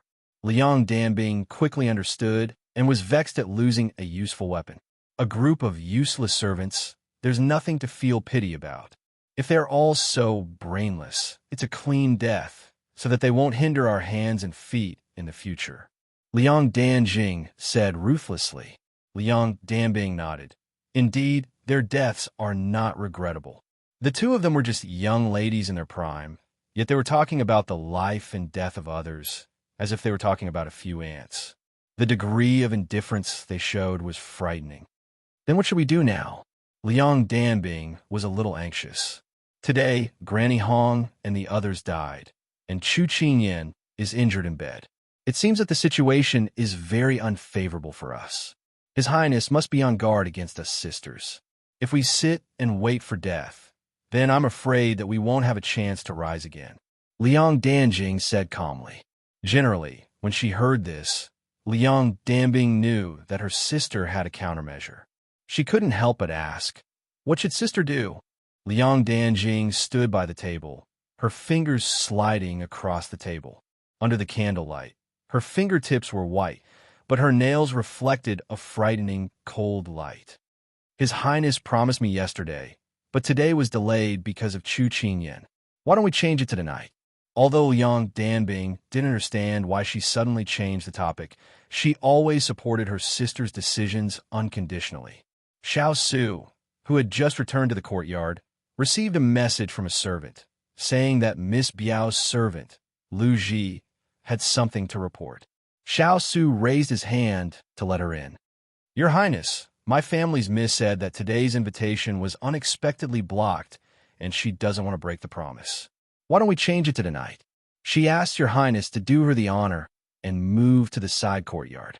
Lu Ji stood under the table and said respectfully. Hearing no response, Lu Ji couldn't help but raise her head. She met a pair of eyes that were as cold as torches. She was so frightened that she immediately lowered her head. Just a glance was enough to knock into the depths of one's heart. It was too frightening. Xiao Su was indifferent. When did this prince agree to your family's misrequest? Although it wasn't said clearly, it was all your wishful thinking. Lu Ji's face paled. Your Highness, my family's miss said that although her surname is different from yours, she is still a cousin. She hopes that you will do her the honor. Xiao Su's eyes moved. Was Liang Danjing trying to use the Liang family to threaten him? He didn't want to pay attention, but Xiao Su thought about it and finally stood up. This prince agrees. Lu Ji was overjoyed and immediately led the way. Because the other party was only a woman and the residence was under the control of Xiaolai Qi, Xiao Su didn't bring any attendants and followed her alone. Chu Qingyan, on the other hand, was still in her room. Ever since Xiao Su left, she had sunk into confusion and frustration. Big Ice Cube didn't blame Yen Luo for offending him, nor did he care about his father's criticism. He silently helped her take care of everything and relieved her of her worries. Then, when night fell, he entered the room and stayed by her side. As for her little tricks behind his back, he had long seen through them, but he didn't say anything.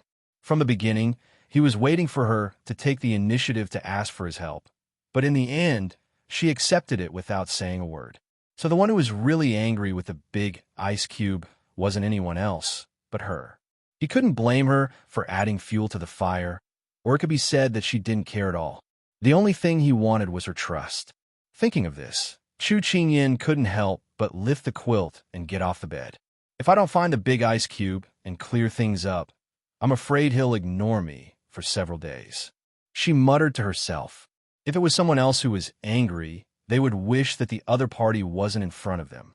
But when he was angry, he would always adopt a one-sided Cold War. He would eat, play, and sit with her, but he would ignore her.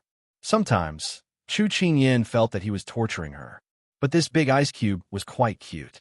She casually put on a coat and skipped over to Xiao Su's courtyard. It was almost summer, and the wind was a little hot. This night, they were destined to be entangled. Chapter 807. Little Princess, Master isn't here. Hualing saw the person who suddenly appeared in the yard and immediately went forward. Not here.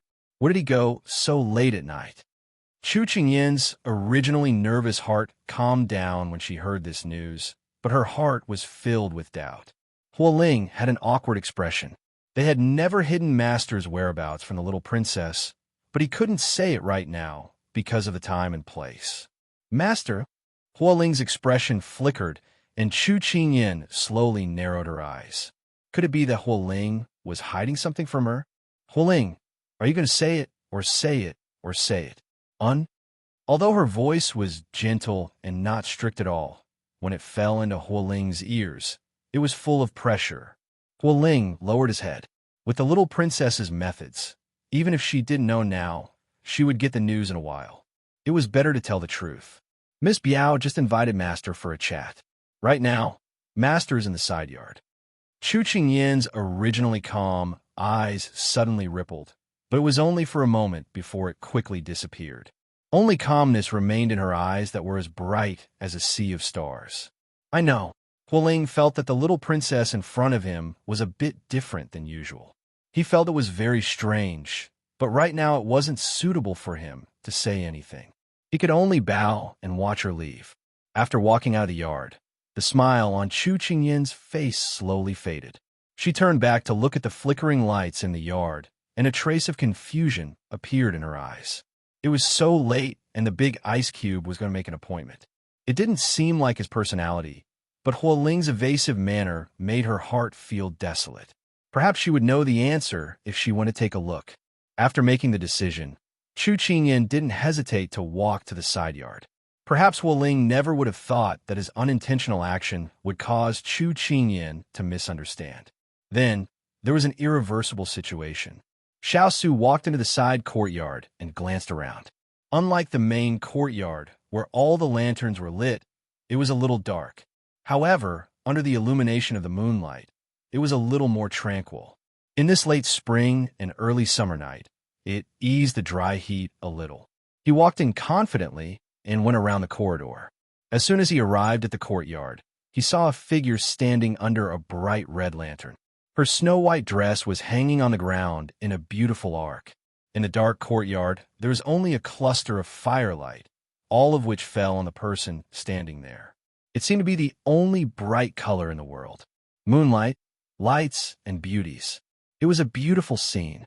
Such a beautiful scenery was only waiting for one person to appreciate the painting. However, the person with slightly lowered eyebrows did not wait for anyone to speak. That's right, this person was Liang Danjing. Why was it different from what she had expected? Although it was a bit out of her expectations, Liang Danjing quickly stabilized her mind. For tonight, she had put in a lot of effort. She slowly raised her head, and the long hair on her shoulders slowly fell down with her movements. Her eyes were filled with light, and her lips curved up at the perfect moment. The silver-white moonlight fell on her body. Her snow-white clothes and black hair were graceful and graceful, matching the image of a fairy in the hearts of most men. Your Highness. She softly opened her mouth. Her eyes were filled with shyness and gentle affection. She called him His Highness and not her older cousin. Older cousin, it represented the relationship between the two of them. As for His Highness, it implied that the two of them only had a pure male and female relationship. One name, but it was different. But when her eyes slowly moved to the person 10 steps away, her body froze. The person in front of her had never looked at her. When she shyly raised her head to look at him, he finally turned his head and coldly looked at her, as if she was just a wooden stake beside him. Liang Danjing felt like she was acting out a play, but there were no spectators. Xiao Su indifferently looked at her. What is it? It was already the end of spring, but because of his emotionless voice, she felt a chill from head to toe. Under Xiao Su's gaze, a normal girl's legs would tremble and they would not dare to approach him. But Liang Danjing was not a normal noble girl. Although she panicked, she quickly steadied her breathing. She slowly walked towards Xiao Su, each step carrying the graceful elegance of a noble family. She only stopped when she was 3 steps away from Xiao Su. Your Highness, yesterday I had Lu Ji invite Your Highness. Your Highness said to meet the next day, so I took the liberty to invite you. Your Highness has come, so I'm very honored. Liang Danjing slightly raised her head and her eyes fell on him, looking very graceful. Xiao Su looked over the girl in front of him. Why are you looking for this king? He disdained to say his words a second time, but seeing that she was his imperial mother's niece, Xiao Su impatiently repeated his question. Liang Danjing felt a chill in her face. This kind of chill penetrated her bones. She could clearly feel the other party's impatience. Her face was a bit stiff, although she was not a peerless beauty, but in terms of beauty, she did not dare to say that she was the most beautiful in the capital, but she was not in the top 3.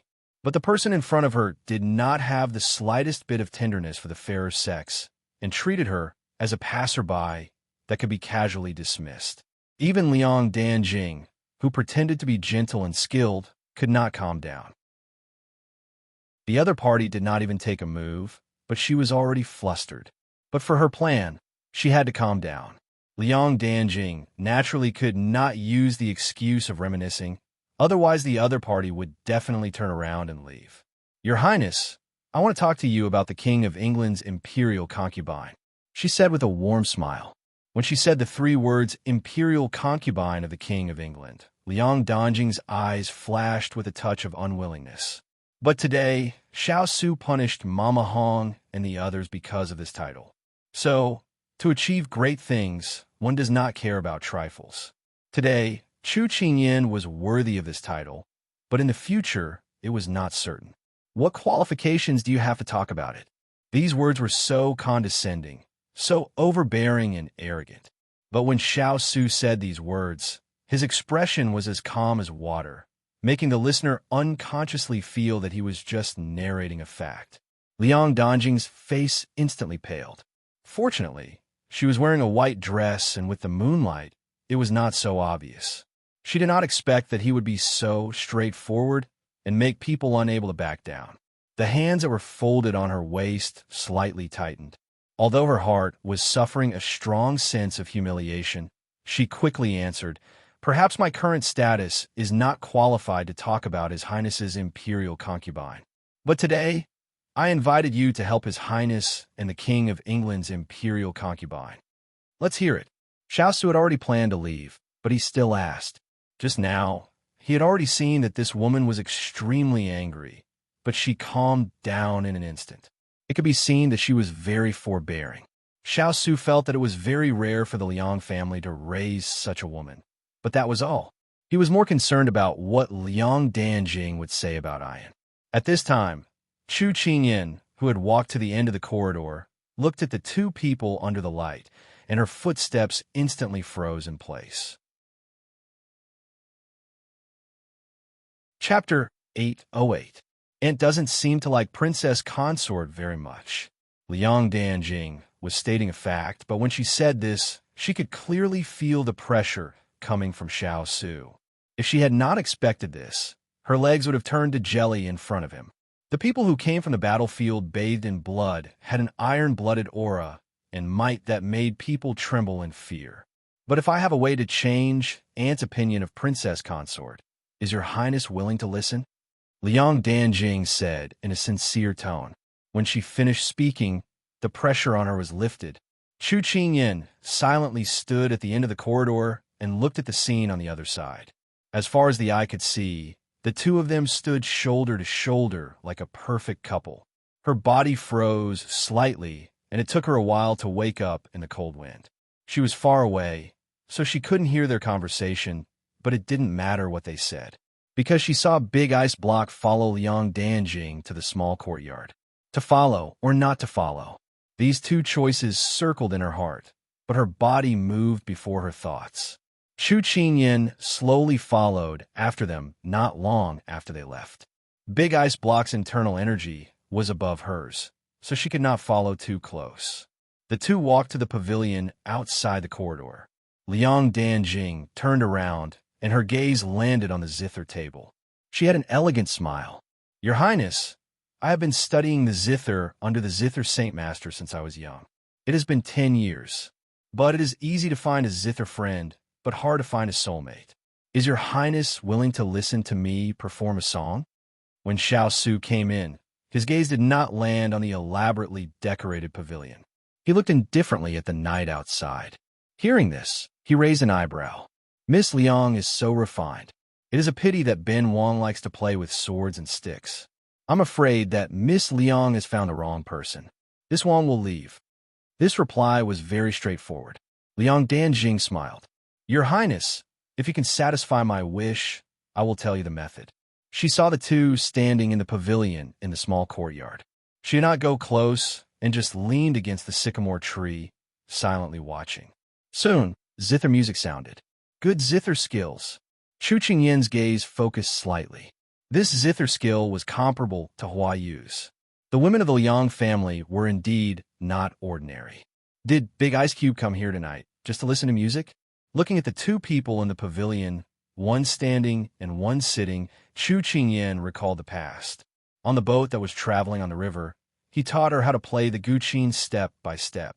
Although she had some success in the end, because she was not interested in playing the guqin, she rarely touched the guqin that he had given her. Now that she saw Liang Dan playing the guqin quietly and elegantly, she wondered if Big Ice Cube's type was this kind of elegant girl. She came back to her senses and looked at the pavilion again. At this time, Liang Danjing, who had stood up at some point, walked toward Xiao Su. Suddenly, her body swayed and she fell into Xiao Su's arms. Chu Qingyan closed her eyes slightly. There was no longer any need for her to stand here. She turned around and left without looking at the scene in the pavilion. Tathagata's light footsteps were a little more superficial. She turned around so quickly that she did not see that the moment Liang Danjing fell into Xiao Su's arms, she was pushed away by Xiao Su's inner strength. However, from her angle, the two of them seemed to be stuck together.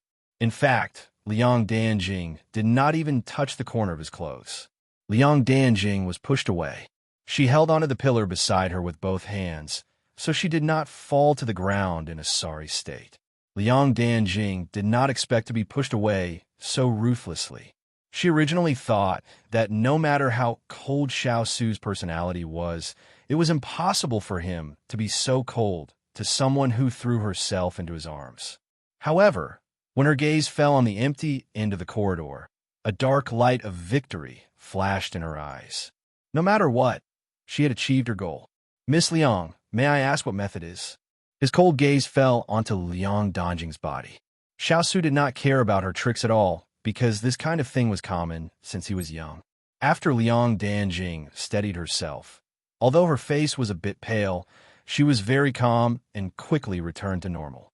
It was as if the person who fell was not her. "Your Highness, thank you for being willing to listen to my zither song and fulfill my wish. Then I'll tell you, the method is actually very simple." Liang Danjing purposely paused. She was not surprised to see Xiao Su's serious expression of listening. She had a plan in her heart. The importance that her big cousin placed on Chu Qingyan seemed to surpass the results of her aunt's investigation. If that was the case, then Chu Qingyan would be a stumbling block for her Liang family and had to be removed. "Then your Highness will take a concubine." Her voice was not loud, but it was very resolute. Xiao Su's eyes flashed with impatience. He never thought that he would be played by a little girl. What kind of method was this? Take a concubine? Take who? The Liang family? Or you? Xiao Su's voice carried a hint of mockery as he asked. Liang Danjing heard the disdain in his words and almost lost the smile on her face. Being disdained by a man like this, even if she had the 7 apertures exquisite heart, she still could not accept it. But since things had reached this point, she had no choice but to continue. "Your Highness," Liang Dongjing's face was gentle, but her voice was more serious than before. "The Liang family is Aunt's maternal family. If there is someone from the Liang family by your Highness' side, then Aunt will be reassured. The Liang family will also give you a helping hand so that you will have no worries." If these obscure words came from the mouth of a man, Xiao Su would not be surprised. But when it came from the mouth of a 16-year-old girl, he was a bit surprised. But when he thought about how the Liang family could cultivate such a talented woman like his Muhu, then it would not be a problem to cultivate a few more. But this kind of intelligent and daring girl, who did not show any fear under his deliberate coercion, if she did not cross his bottom line, maybe he would see her in a different light. What a pity. If Ben Wang wants something, I will personally take it and will not use the hands of others. As for the method you mentioned, for the sake of the Liang family, Ben Wang will pretend that I did not hear it. If Ben Wang hears it again, I believe that with your intelligence, you will be able to guess the consequences. Xiao Su's cold gaze swept across Liang Dongjing's face. She felt her neck become cold, as if there was an invisible knife on it, pointing at her life. She froze in place, as if she was frozen to the point of not daring to move. After turning around, Xiao Su left behind a sentence before leaving the pavilion. "Your zither, compared to Ian, is thousands of miles away." What Liang Danjing didn't know was that in Xiao Su's eyes, even if his little fellow was singing like a crow, in his ears, it was the best sound of nature. How could he allow himself to be outdone? Liang Danjing had just been released from that suffocating pressure, but his words made her face turn pale. This was the first time she had been so thoroughly humiliated by someone. How could that person who only knew how to play with swords and spears compare to her zither skills? Chu Qingyan, she must get rid of her. Chapter 809. Chu Qingyan was in a daze. She kept walking until she reached a door. When she looked up, she realized that she was in Sima Jun's courtyard. How did she end up here? At this time, Sima Jun should be resting. Chu Qingyan turned around. "Since you're here, why don't you enter?" A gentle voice rang out. Chu Qingyan stopped and looked in the direction of the voice. She saw an elegant and languid person on the steps. She was casually wearing a coat and looking at her with a smile. Chu Qingyan suddenly understood why she was here. It was because this person gave off an inexplicable sense of familiarity and closeness. Just like now, just by hearing her voice, she calmed down. "Did I disturb your rest?" She walked over in a daze and did not deliberately hide her footsteps. People who practiced martial arts had excellent hearing, so it was normal for Sima Jun to hear her. Sima Jun yawned and leaned against a pillar. She said with a sleepy expression, "Since you're so noisy, why don't you get up? Why didn't you sleep in the middle of the night and came to my place? Also, who was playing the zither just now? There must be a hole in the head. Not only did it disturb my sleep, that mournful tune, was it a mournful wail?" Sima Jun was very grumpy when she woke up. Actually, what woke her up was not Chu Qingyan's arrival, but Liang Dongjing's tune. She happened to see the dazed Chu Qingyan when she came out for a stroll. She did not want to pay attention to her, but she could not bear it and called out to her. She did not expect that the melodious zither music in her ears would become a mournful wail in Sima Jun's eyes. She could not help but laugh, and the gloominess in her chest lessened. "You don't know how to play the zither?" Although it was a question, Chu Qingyan used a tone full of certainty. Sima Jun was stunned and then became unhappy. She only wanted to make this frowning girl laugh, but she did not expect to be exposed. She immediately widened her eyes. When Tanning heard Chu Qingyan's words, she smiled and replied, "My mistress doesn't like to play the zither." Although Master Ji wanted to teach her, Mistress refused to cooperate. In the end, Master Ji could only give up. "Tanning, no one will treat you as a mute if you don't speak." When Sima Jun said this, his tone wasn't as unbridled as before. Chu Qingyan realized that Sima Jun would change whenever he mentioned this era master. It was really strange. Then from now on, Tanning will be a piece of wood. "Master, please continue." Tanning stuck out her tongue and then stood in the shadows at the side, wholeheartedly being her piece of wood. "All right, do you want me to have a drink with you?" Sima Jun glanced at his mischievous subordinate, then turned around and asked sincerely. In her opinion, the little girl in front of her needed wine to relieve her worries. Chu Qingyan shook her head. "If you don't want to go back to your room so soon, then take a walk with me." Sima Jun hesitated between the warm blanket and the lovelorn little sister in front of her. She closed her eyes and reluctantly chose the latter. In the courtyard, there was an old tree that was as tall as 5 or 6 people. On the thick tree trunk, there were 2 beautiful women sitting on it. Their expressions were unrestrained and unrestrained. Although they didn't look like the young ladies of noble families, they exuded an air of nobility and elegance. No one would dare to use the word vulgar to describe them. "What are you thinking about?" When they were strolling downstairs, the people beside them didn't say anything. In the end, she suggested to come up and sit. Until now, the 2 of them had already sat for the time, needed to brew a cup of tea. When Chu Qingyan heard this, she took a deep breath and spread out her hands. "I'm absorbing the essence of heaven and earth, bathing in the moonlight of the night." Hearing such annoying words, Sima Jun knocked her head without holding back. "I'm really stupid to not sleep on the big bed and accompany you to go crazy here." Chu Qingyan covered her head and looked at her bitterly. Sima Jun also admitted defeat under her gaze. "All right, since you don't want to say it, then don't say it." When she heard this, Chu Qingyan turned to look at Sima Jun. She tilted her head slightly and asked in a half-serious, half-joking tone, "Sima, do you believe in a pair for life?" The teasing smile on Sima Jun's face gradually faded.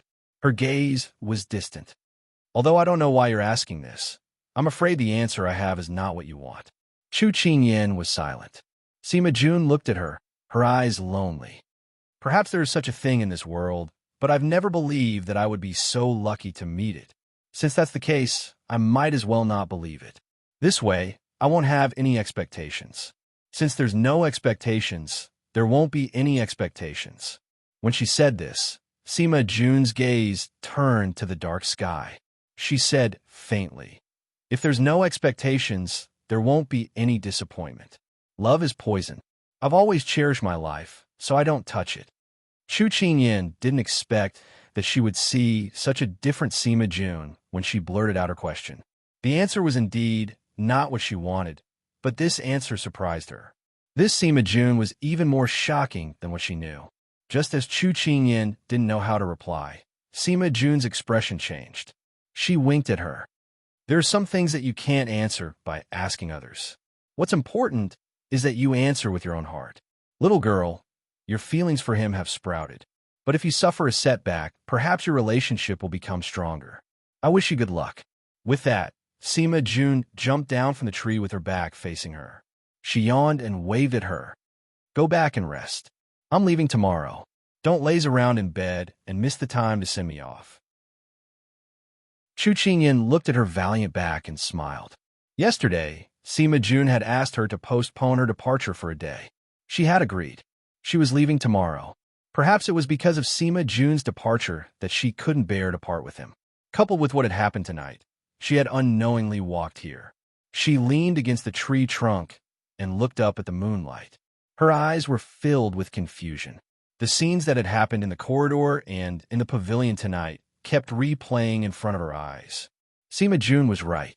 Her answer wasn't what she wanted. But would the real answer be what she wanted? Big Ice Cube said that he wanted her to trust him. But when she turned around, something like this happened.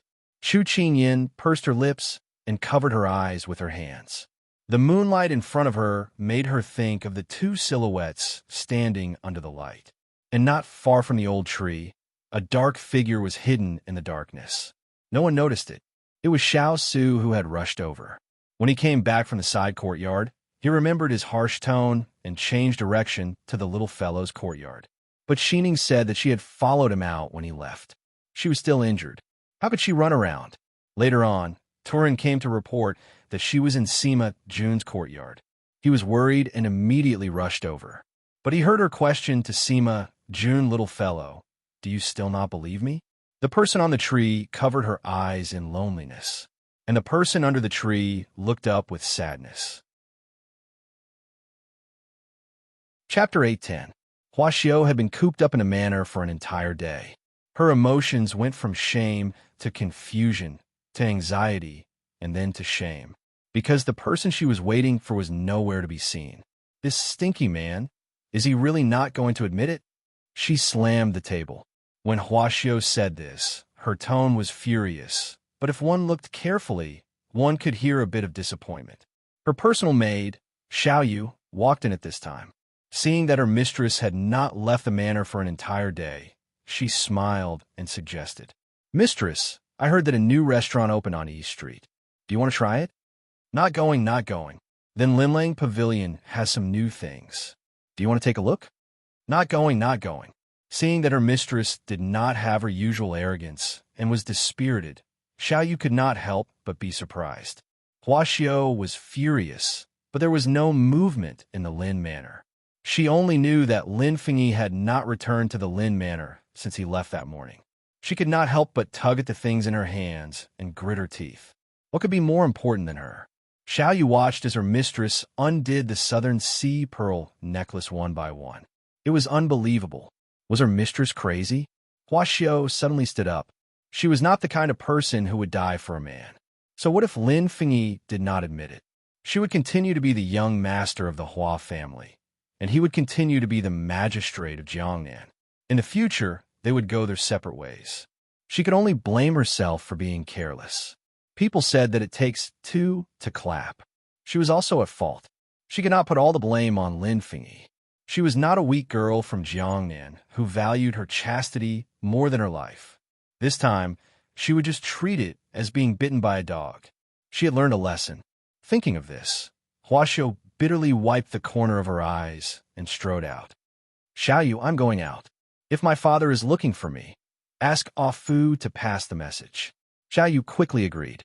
She walked so quickly that no one saw the redness in her eyes. Once Xiao left the Hua Manor, she went straight to the Chu Manor.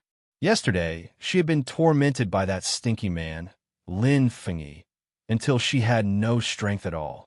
In addition, there were those ambiguous marks on her neck, so she could only rest at home. Moreover, she had lost her virginity and was in a daze. She had no energy to think about those serious matters at all. Now that she had put the matter at the back of her mind, she remembered that Cheng Yinluo and the cargo ships were still being held captive. She immediately rushed to the Chu estate. But when she saw Chu Qingyan, she couldn't help but be shocked by the two big dark circles under her eyes. "Were you a thief last night? How did you make yourself so listless?"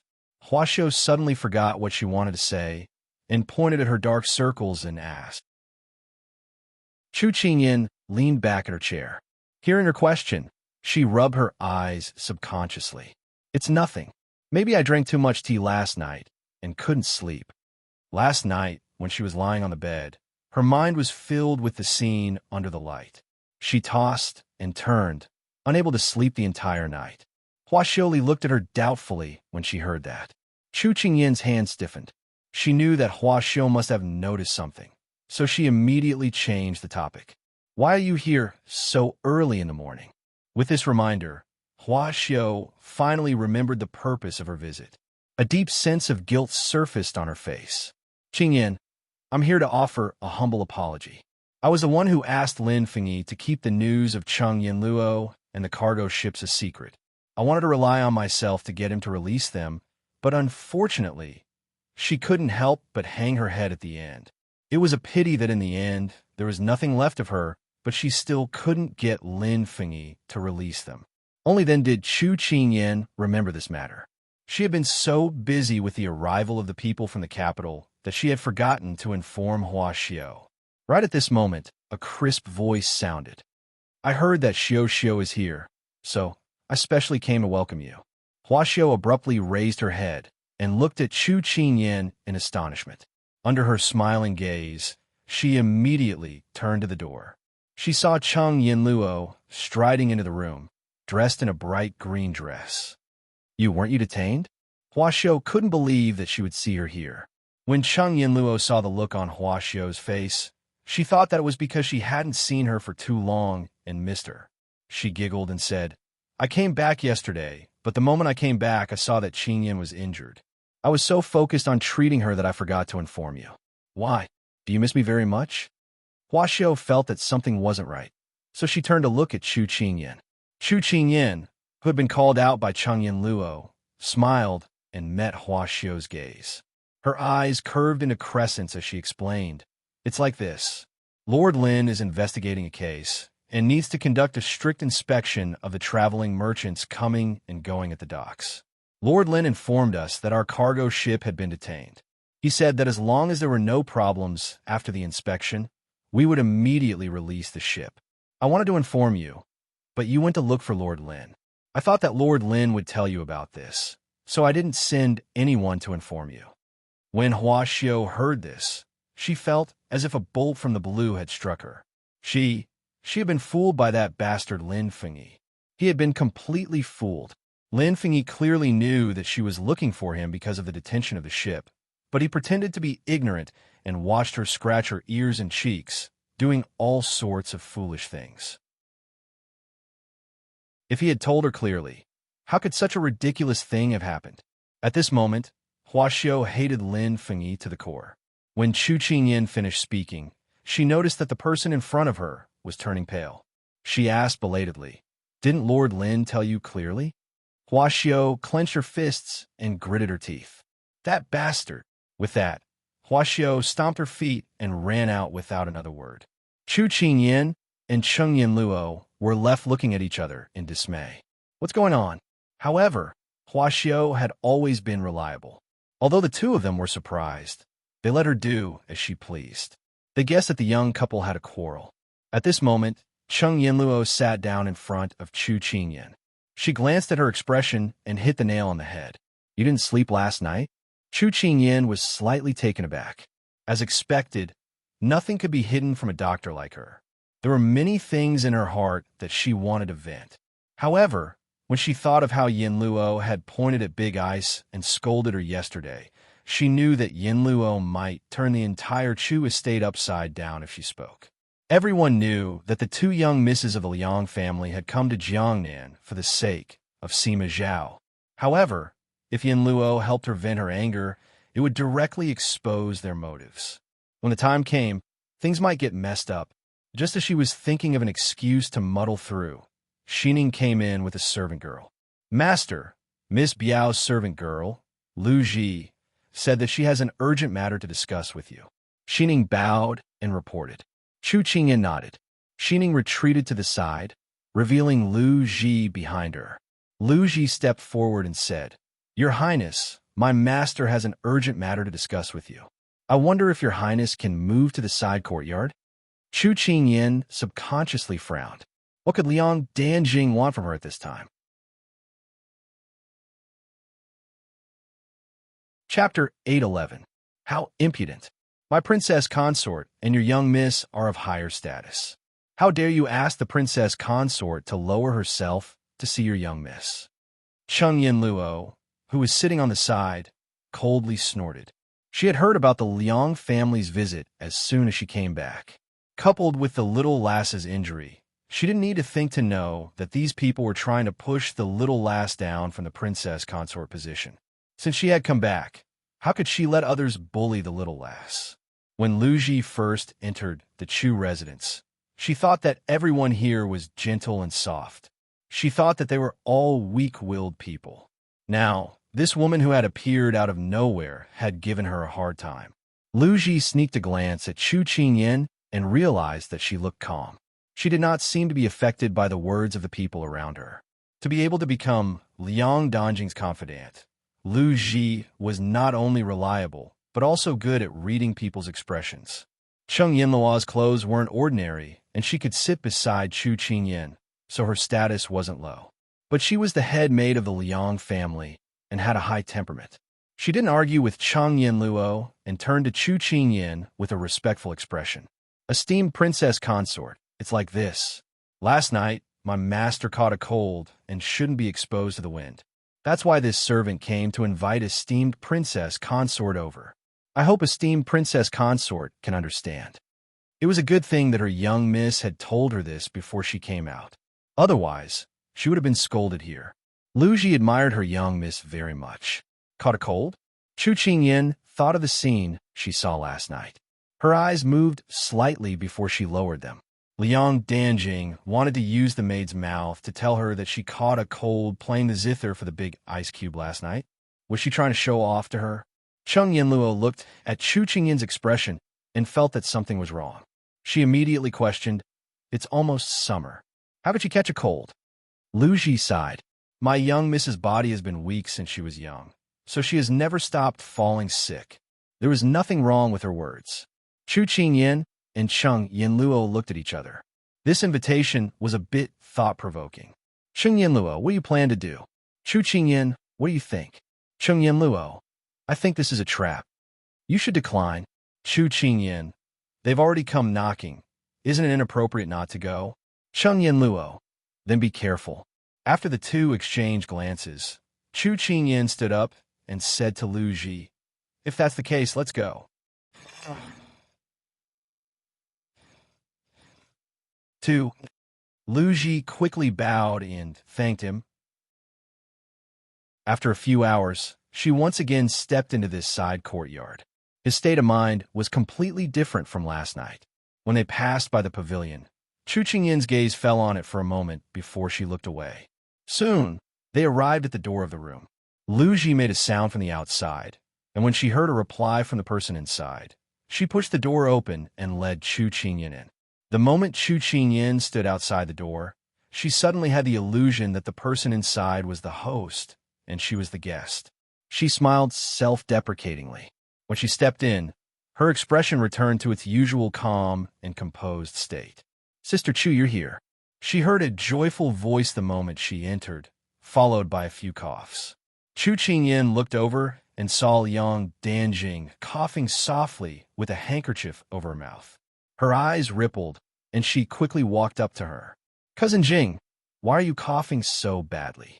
Did you send for a doctor?" The words Cousin Jing clearly indicated her identity. She was her eldest cousin brother's wife, her cousin-in-law.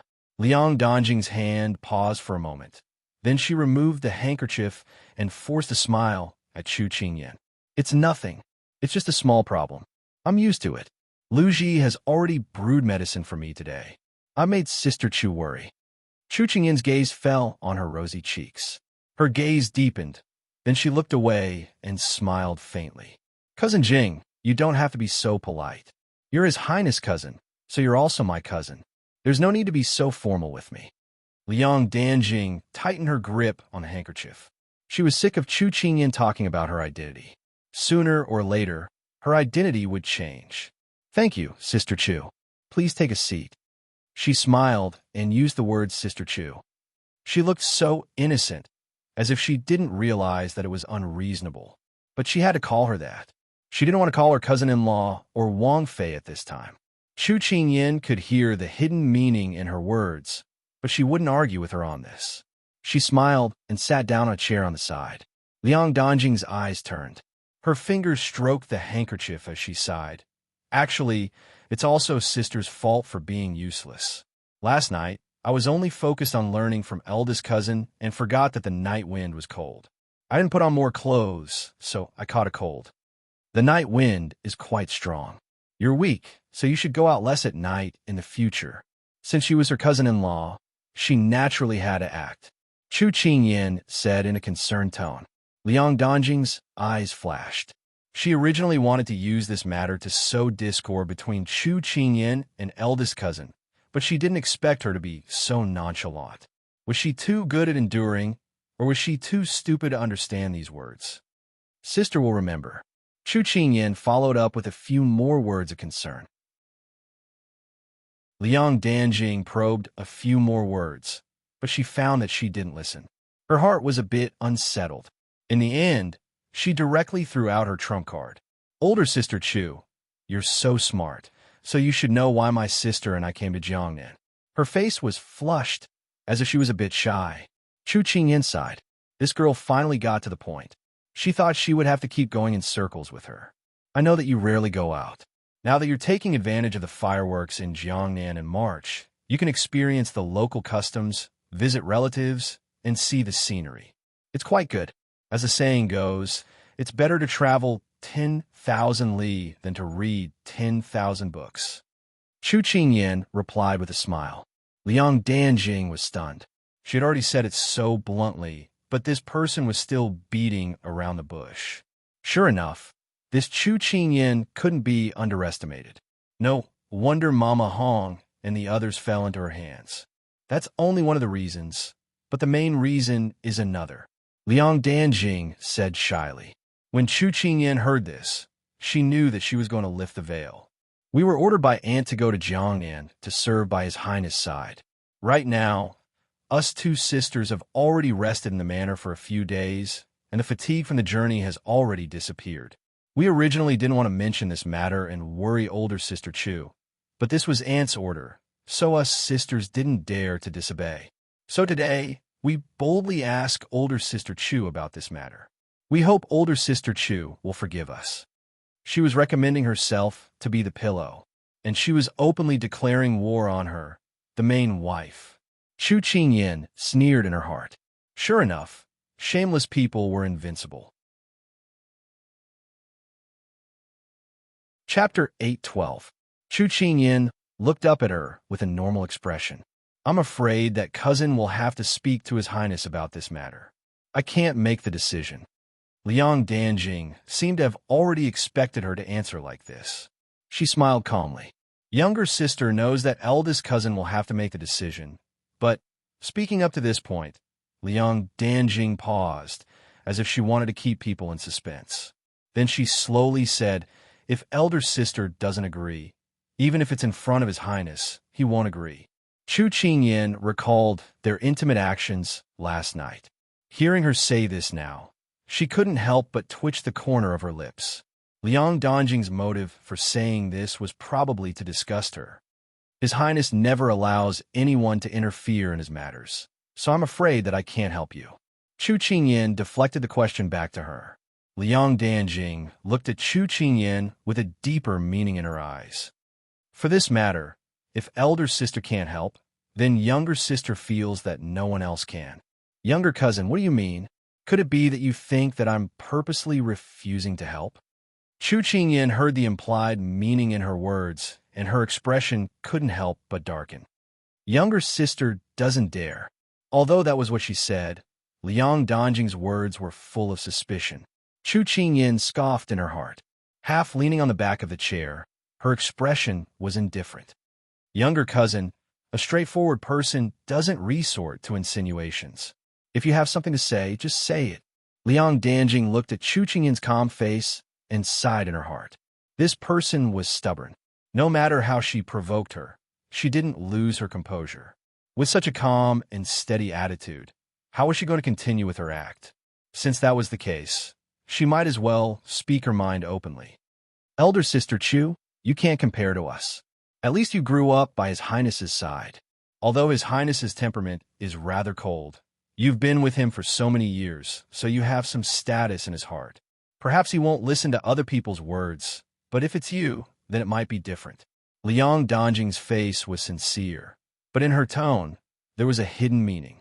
Asking her to persuade the ice cube to take a concubine? Chu Qingyan felt that unless her brain had been kicked by a donkey, she would never do such a thing.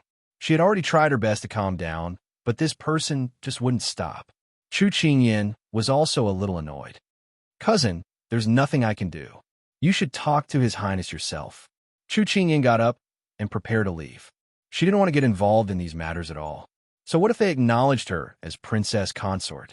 Whether or not to take a concubine was never up to the wife to decide. The most important thing was still up to the man. If they wanted to, they couldn't stop them even if they wanted to. Chu Qingyan suddenly felt that the women of this era were very sad, because they were obedient to their fathers at home and obedient to their husbands when they were married. They had never lived for themselves for a day. Just as she was about to leave, Liang Danjing's voice rang in her ears, mocking her. Chu Qingyan, do you really think I need you to help me? Chu Qingyan turned to look at her. Then what did you mean by saying so much? I just wanted to see if you were qualified to be His Highness Princess Consort. I also wanted to see if you had the magnanimity to tolerate others. Liang Danjing looked at her, without showing any weakness. She really spoke in a righteous manner. Chu Qingyin sometimes couldn't understand where these people got their courage from. Liang Danjing had a bit of ridicule on her face. It's a pity that you came from a poor family and are so petty. No wonder Aunt doesn't like you. A daughter-in-law who doesn't know how to produce offspring for the royal family will be replaced in the end. It's not easy to be a royal daughter-in-law, and His Highness can't only favor you. You should have seen last night that His Highness isn't as infatuated as you think. She didn't want to fall out so early, but last night's results didn't seem to be as good as she thought. But at least it left a thorn in her heart. Since that thorn was already buried, it was better to stab harder. Perhaps there would be an unexpected result. The faint smile on Chu Qingyin's face disappeared. After beating around the bush for so long, it turned out she was waiting for her here. Young Miss Liang, you're right, but I've never seen an unmarried girl say such shameless words and chase after someone. You're the first one. Chu Qingyin didn't want to speak so harshly and didn't want to argue with her, but this person always thought she was better than others and kept pushing her into the mud. Even if she was a clay statue, she still had a bit of temper. As expected, these words made Liang Danjing's face turn white and her face turn red. After all, Liang Danjing was still a virgin who had yet to experience the affairs of the world. Moreover, she was a pampered young lady. She had never been criticized so bluntly. Liang Danjing was speechless for a moment. Chu Qingyin felt it was very boring and she didn't want to stay any longer, so she turned to leave. After cultivating for so many years, she didn't think she would be provoked by a girl who was still wet behind the ears. When she walked to the door, Liang Danjing's arrogant voice changed, and she chased after her.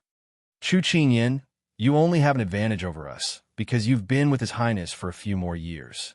As long as we stay by His Highness' side, it won't be long before your position will be taken by us.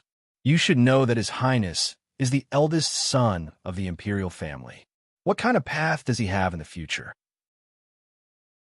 Now that the princes are fighting both openly and covertly, His Highness needs someone to support him from behind, and our Liang family is his most important right-hand man.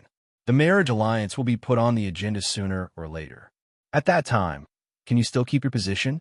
Besides, even without the Liang family, there will be the Wu family, Chun family, and Li family. You can hold them off for a while, but can you hold them off for a lifetime? Every word was heavy as it smashed at her. Chu Qingyin suddenly turned around, her eyes as cold as ice. These are all things you've thought of for him. Have you asked if he's willing? Liang Danjing's lips curved slightly, her tone cold. Stupid princes, if you don't fight, only death awaits you. Don't tell me you want to watch him walk down the path of death. Moreover, it's not bad for a man to aspire to travel far and wide, but who would give up that supreme position and live a life of wandering about? Chu Qingyin, His Highness is a man of great talent and bold vision. I hope you won't become his stumbling block. Chu Qingyin's face suddenly paled, and she froze on the spot. She finally understood what it meant to hurt people without seeing blood with words. Since elder sister still has things to do, then younger sister won't keep elder sister. Elder sister, take care. After Liang Danjing finished speaking, her expression was gentle and virtuous. She didn't look like the person who had said those sarcastic words just now. Before she came to Jiangnan, her aunt had given her instructions. First, she wanted eldest cousin to agree to take a secondary consort. Second, she wanted eldest cousin and Chu Qingyin to have animosity between each other. If she could get rid of her, it would be even better. Chapter 813. Master, I heard from Xining that the young princess consort went to the side courtyard. Huo Ling stood in front of the table and reported. Xiao Su raised his head. Why would she go to the side courtyard for no reason? Huo Ling shook his head. This subordinate isn't sure either.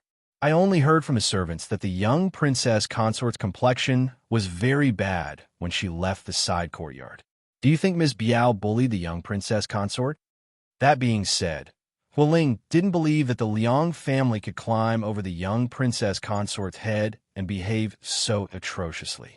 The young princess consort should be thanking the heavens if she didn't bully others. Xiao Su also thought so, but he felt that something was wrong. Ask Ian to come over. Hualing immediately complied. When Chu Qingyin returned to her room, she found Cheng Yinluo still sitting there with her legs crossed, leisurely drinking tea. "Lass, why do you look so pale? Come over and let me take your pulse." Cheng Yinluo raised her head and saw her enter. She put down her teacup and waved at her. Chu Qingyin shook her head and forced a smile. "I'm fine." Cheng Yinluo obviously didn't believe her. Just as she was about to ask, Jean Xian walked in from outside. "Master, Miss Ima just sent someone to pass on a message. She asked this subordinate to inform you that they will be setting off in the time it takes to burn a stick of incense." After this morning's incident, she had almost forgotten about Sima Jun's departure. A thought flashed through her mind, and she immediately called Xining in. "Master, what are your orders?" Xining asked in confusion.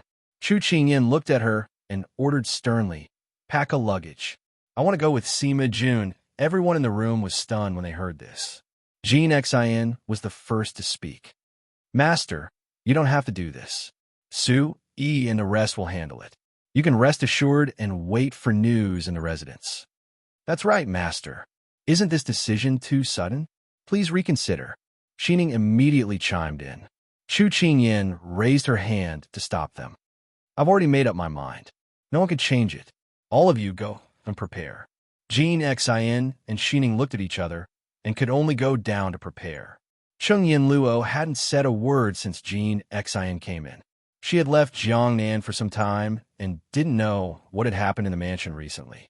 She only knew that Sima Jun was rescued by the little girl on the side of the road. She hadn't asked the little girl about the story behind it. However, she wasn't without discernment. As soon as she heard the conversation between Jean Xian and Xining, she knew that it would be dangerous. "Little girl, what's wrong with you? It's not like you to come up with ideas on the spur of the moment." Hearing the obvious disapproval in Yin Luo's words, Chu Qingyin turned around and looked at her deeply. There was a darkness in her eyes that no one could understand. "Yin Luo, I am doing this for myself. Don't worry, I will come back in one piece." Yin Luo wanted to say something, but Xining and Jean Xian had already returned. Chu Qingyin took the bundle from Xining's hands and patted her head as a reward. Then, she left with Jean Xian without any reluctance. Cheng Yinluo sighed softly as she watched her leave. When the little girl went to the side courtyard, she went to find Xiao Su and quarreled with him. Of course, it was a one-sided declaration of war, and the other party didn't accept at all. She came back in a fit of anger. She wanted the little girl to give Xiao Su the cold shoulder for a few days and let him know what it felt like to kick an iron plate. She didn't expect the little girl to disappear without a word. Why did she feel that there was something strange between the little girl and Xiao Su the moment they returned to Jiangnan? What exactly was going on? Was there something she didn't know? Cheng Yinluo frowned, puzzled. Sima Jun and the others were ready to set off. When they saw Chu Qingyin coming in from outside, they couldn't help but smile. "You have a conscience, little girl. You're here to see us off." Chu Qingyin walked up to her and smiled. "I'm not here to see you off." "Then why?" Sima Jun noticed the bundle she was carrying and seemed to have guessed the answer. Chu Qingyin patted the bundle on her shoulder and said casually, "I don't think your journey will be easy, so I might as well help you to the end. I'll accompany you on this journey." "So nice?" Sima Jun raised her eyebrows. "What do you think?" Chu Qingyin smiled sweetly, then waved at Su Yi. Su Yi understood and quickly brought out 2 horses from the stables. Chu Qingyin quickly mounted the horses and said to Sima Jun, "Hurry up. Otherwise, it'll be dark and we can't leave the city." With that, she took the lead and left through the back door. Even though she was full of doubts, Sima Jun still leaped onto the horse and pulled the reins to catch up with the people in front. Then, everyone followed suit. 20 to 30 horses left the city in no time. But at the intersection, Sima Jun stopped. Chu Qingyin couldn't help but ride back to her side. "What's the matter? We haven't walked for long, and you can't walk anymore?" Chu Qingyin deliberately teased her. Sima Jun leaned on the horse and looked at her leisurely. "Tell me honestly, did you quarrel with your highness and use me as an excuse to run away from home?" "Run away from home?" Chu Qingyin pursed her lips. Do you think I'll be so impulsive and senseless? A woman in love has always had an IQ of 0, Sima Jun said mercilessly. Chu Qingyan felt that if she talked to this person, she would always be insulted to the point of no return. If she didn't make things clear to her, she probably wouldn't leave. Chu Qingyan couldn't help but shrug her shoulders. There are a few annoying people in the residence, and I don't want to interact with them. Moreover, I'm in a one-sided Cold War with him. Don't tell me I'm not allowed to go out for a walk to relieve my boredom. Are you satisfied with this reason? What are you running away from? Sima Jun hit the nail on the head. Chu Qingyan stared at her innocently. I'm playing my own game. What's there to run away from? Sima Jun spread her hands. You've already put it this way. If I drag you down, wouldn't I be disloyal? You're a good brother. Chu Qingyan winked at Sima Jun. Then she swung the whip on the horse's back and rode the horse forward with a hearty laugh. Sima Jun stroked her chin as she looked at Chu Qingyan's figure. Interesting, interesting. After saying that, she caught up with Chu Qingyan and said in a clear voice, this place is spacious. Let's have a competition to see who can reach the bridge in front first. The loser will treat us to a meal. All right, it's a deal. Dust rose up, obscuring the figures in front. Hualing came to find Chu Qingyan on his master's orders, but he met Turin on the way. The two of them talked for a bit and wasted some time. When he arrived at Chu Qingyan's courtyard, he heard Xining say that his young princess had already left with Sima Jun. He secretly cursed in his heart. The young princess had left without an invitation. This matter was serious. He immediately sent people to chase after the young princess while he quickly flew to the study. He was afraid that he wouldn't make it in time, so he used his qinggong. This matter would create a storm in the manor. He had to quickly tell his master. Chu Qingyan didn't know that once she left, the entire Chu manor would be in chaos.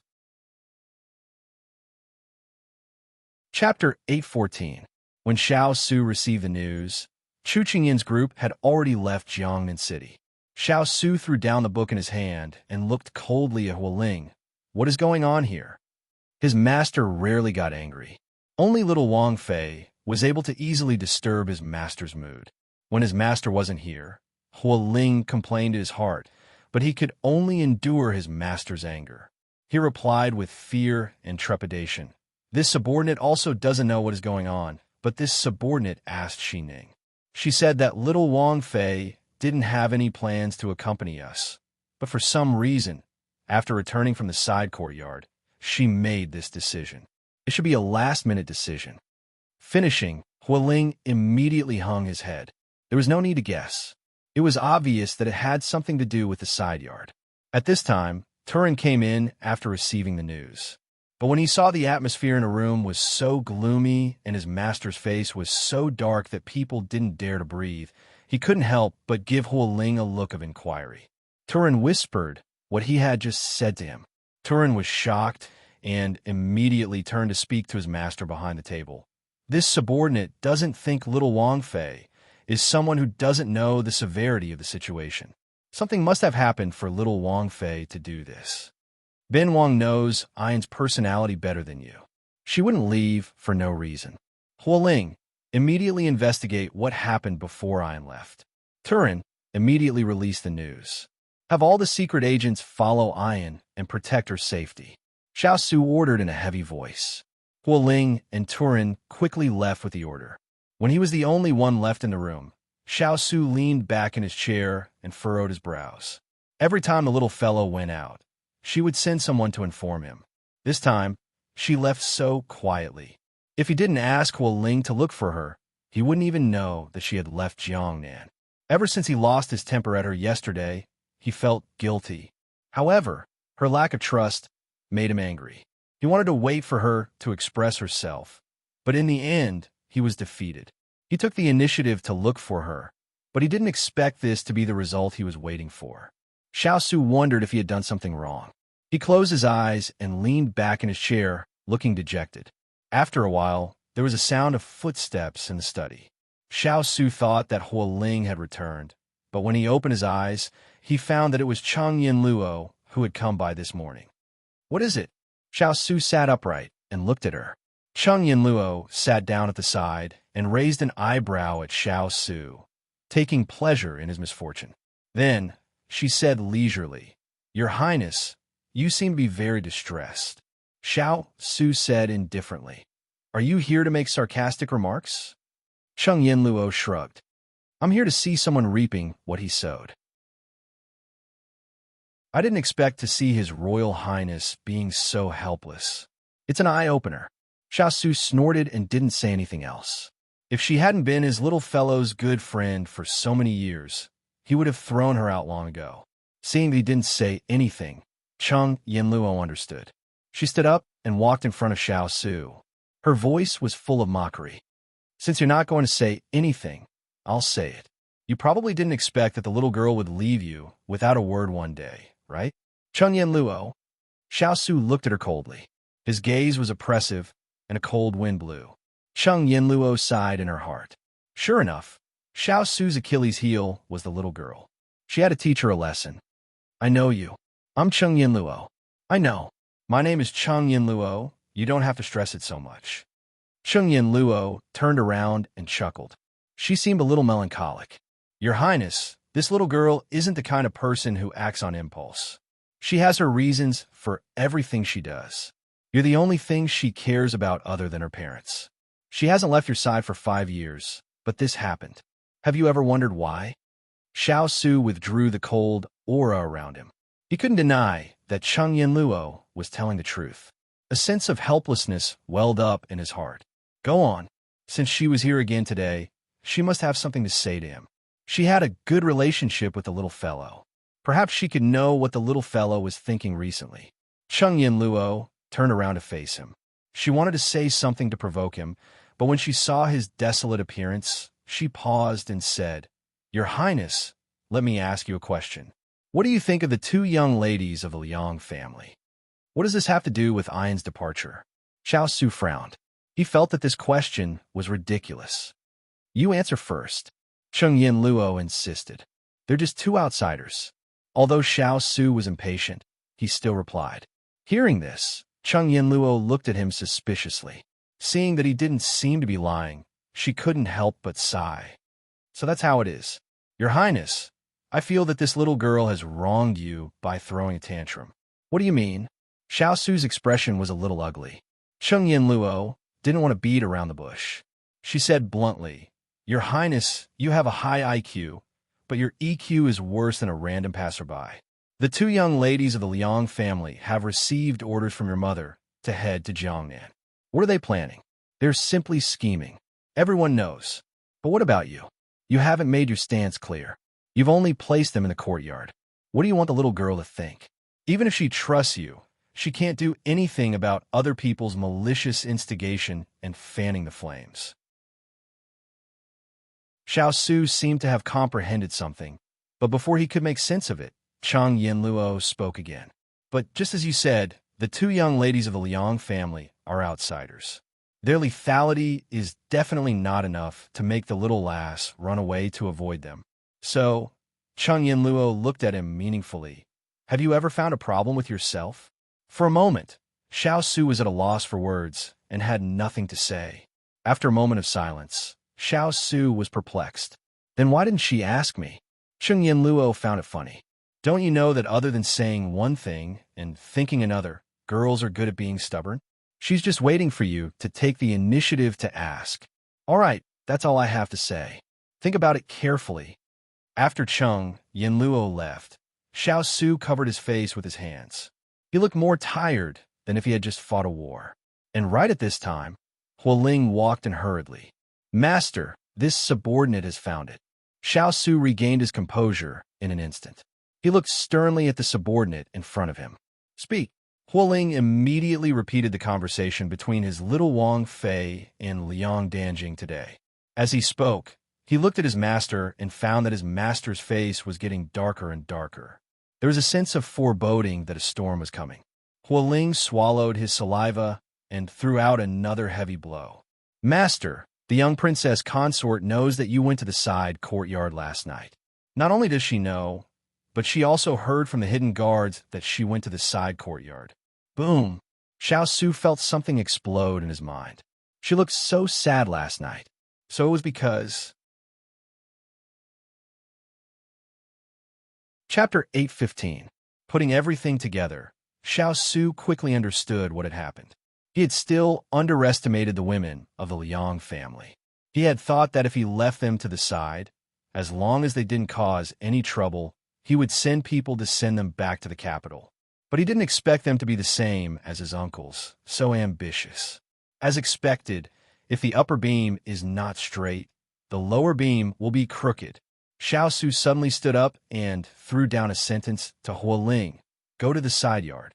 After dealing with Mama Hong and the others, he thought it would have a deterrent effect on them, but they were bold enough to set their sights on him and even slandered the little fellow. These people had already stepped on his bottom line. Hualing knew his master was angry.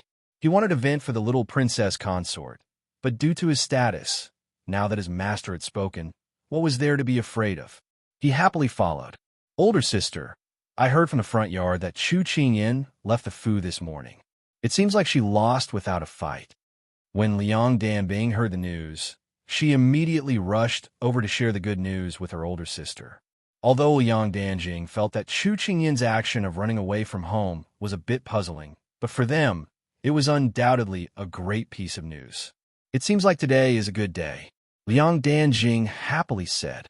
At this time, Liang Danbing came in front of her and mysteriously said, "Older sister, since Chu Qingyin left this time, why don't we go all the way and make her?" As she said this, Liang Danbing made a gesture of slitting her throat.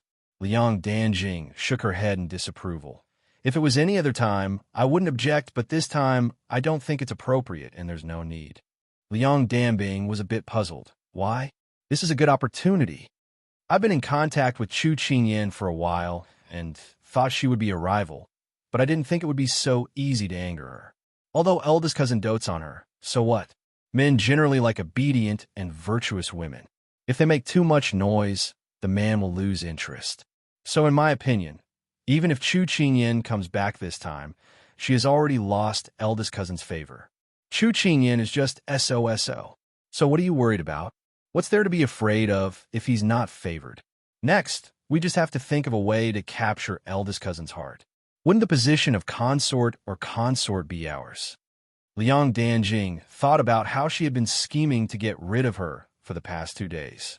She didn't expect her to be so weak. She smiled complacently. In terms of intelligence, Chu Qingyin was still a little inexperienced.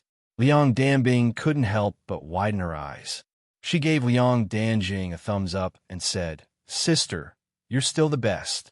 This time, it didn't take any effort at all to drive Chu Qingyin out of the mansion in anger. "Let me widen my horizons." Younger sister now understands why mother always told me to look up to you. Liang Danjing calmly accepted her sister's praise. But at this moment, the door was suddenly pushed open from the outside. "Who is so unruly? Be careful. I'll serve you properly." The two people in the room were shocked. Liang Danbing was the first to open her mouth and said arrogantly. Liang Danbing had completely forgotten that she was here. She was only a guest. Taking over the host like this made the people outside unhappy.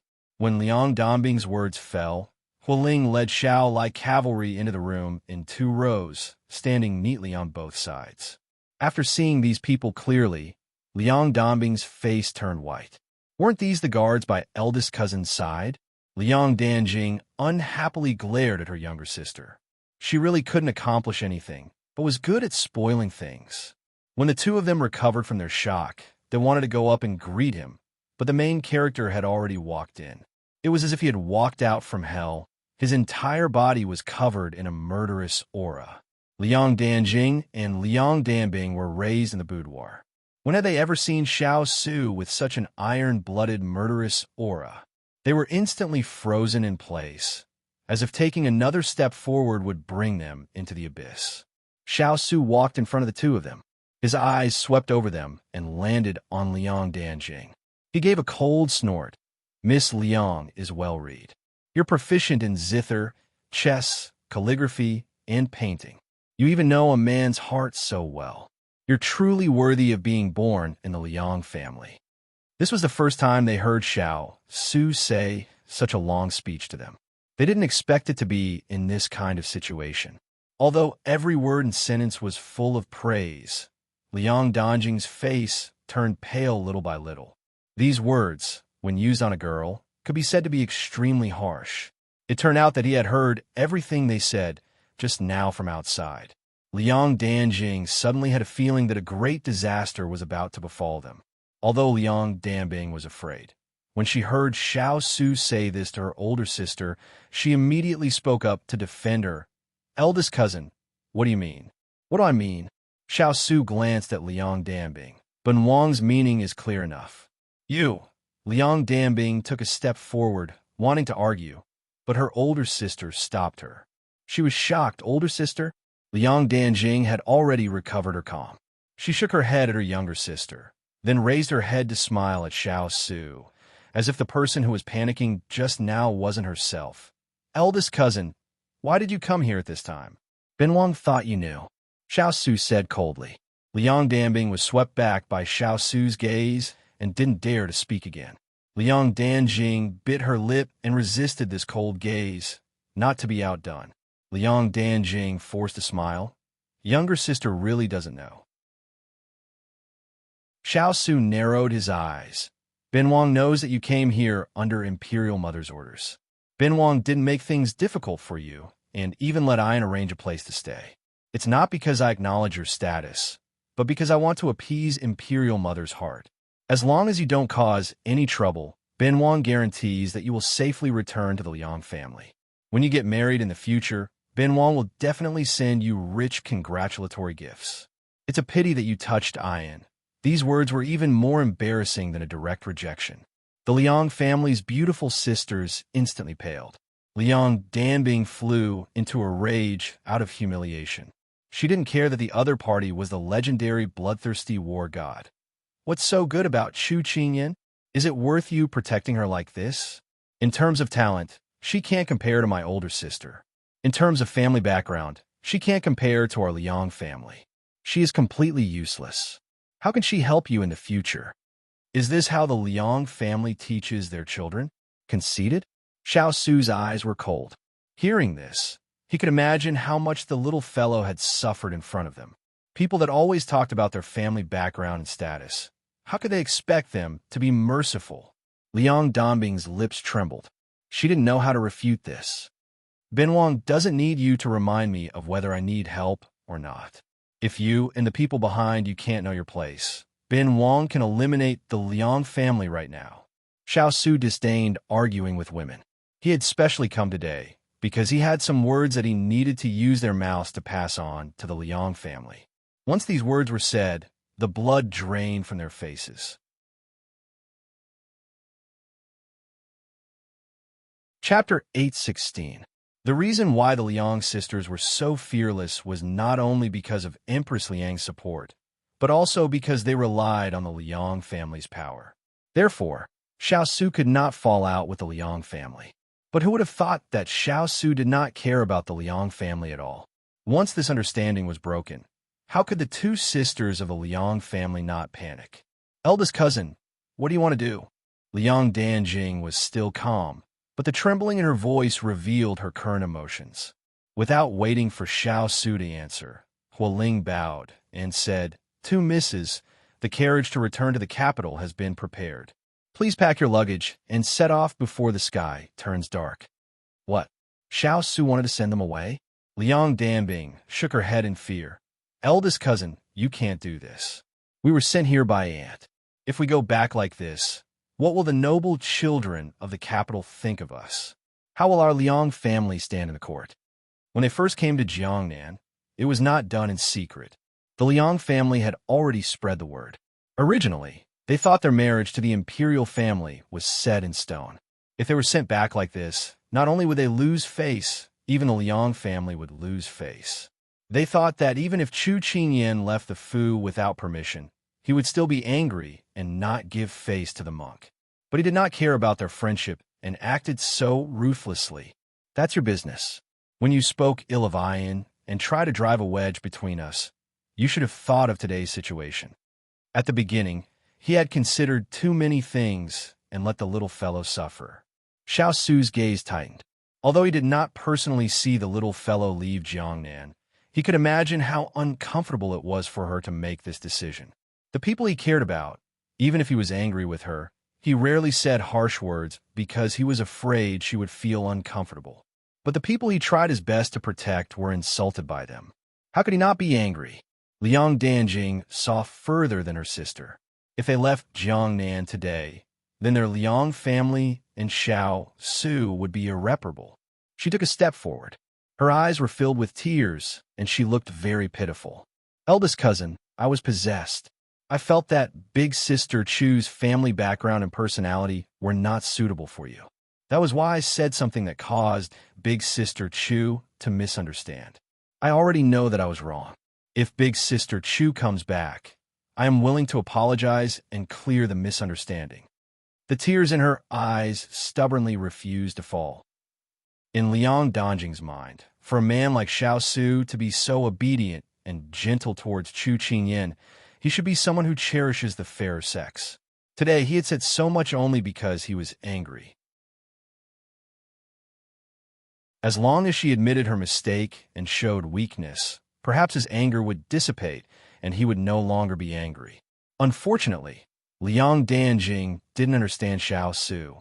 In this world, if there was someone that could make Xiao Su's iron heart soften, then only Chu Qingyan's tears could soften his heart. Others would only make him more annoyed. There's no need to apologize. This prince believes that for Ayan, what the eye doesn't see, the heart doesn't grieve over. That is what she wants to see. Xiao Su lightly said. When Liang Danjing heard this, she wanted to pull on his sleeve and plead for mercy. But before her fingers could touch his clothes, he flung her hand away. She was the first miss of the honorable noble family of Xian Nation. She had never humbly begged anyone before. However, her compromise did not get the result she wanted. Instead, she was easily trampled on. It was as if she had fallen from the clouds into a quagmire. She was in a sorry state. Jealousy and resentment filled her eyes bit by bit. She steadied her footsteps and looked at Xiao Su with hatred as she said, enunciating each word clearly. What ability does Chu Qingyan have to receive older cousin's special treatment? She is not worthy of you in any way. This kind of imperial daughter-in-law will only bring shame to the imperial family. In the future, she will not be able to provide you with any help. This kind of person is not your wings, but your chicken ribs. In this king's eyes, no one can compare to her. Xiao Su's voice was filled with anger. What qualifications do you have to criticize her? He was rarely angered by others, but this little fellow was his bottom line. If anyone disrespected her, he would definitely get back at them for her. From the moment they entered the door until now, although Xiao Su was dissatisfied with them, he had not shown any obvious anger. Liang Danjing finally discovered that Chu Qingyan was not just a girl that Xiao Su was interested in. She felt that if they could not safely get through today, then they would not have a chance to become the imperial concubine of the King of England in the future. She knew that Xiao Su did not like them bringing up the Liang family, but she had no way out now. Fine, I don't have the qualifications, but what about the Liang family? Our Liang family is loyal to you and wholeheartedly wants to support you, but you are always so distant. Now, you don't even put the Liang family in your eyes, but you turn a deaf ear to our sincerity. Older cousin, by doing this, are you worthy of your aunt, who painstakingly raised you, and the Liang family, who are loyal to you and have schemed for you? Schemed for this king? Xiao Su raised his eyebrows slightly, revealing a trace of mockery. Liang Danjing panicked because of his words. For so many years, if it was not for his help in the dark, the Liang family would have been completely swallowed up by the Fu family in the past 2 years. If the Liang family could be on par with the Fu family now and know their place, perhaps he would have protected them for a few years. Unfortunately, people's desires swelled with power. Now, they were no longer satisfied with the current situation and were in a heated argument with the Fu family. His imperial mother was also adding fuel to the fire behind the scenes. In a few years, the Liang family's 100 years of foundation would be destroyed in the hands of this generation. This king can let the Liang family stand tall in the court and not fall, but I can also make the Liang family disappear in an instant. If you know what's good for you, then scram back to the capital. Otherwise, don't blame this king for personally taking action." When these words were said, the Liang sisters' legs turned to jelly and they almost collapsed to the ground. Xiao Su would definitely do what he said. No one would have thought that their little provocation would cause the Liang family and Xiao Su to shed all pretense of cordiality. She was just a lowly Chu Qingyan. Xiao Su didn't even bother to look at them. He turned around and left after he finished speaking. Guo Ling, who was left in the room, was angry at the two of them, but because of the gentlemanly demeanor the little princess had mentioned, he kindly reminded them. There are still 6 hours before the sky turns dark. The fu will not keep the two misses for dinner. Please have the servant girls quickly clean up so you can be on your way.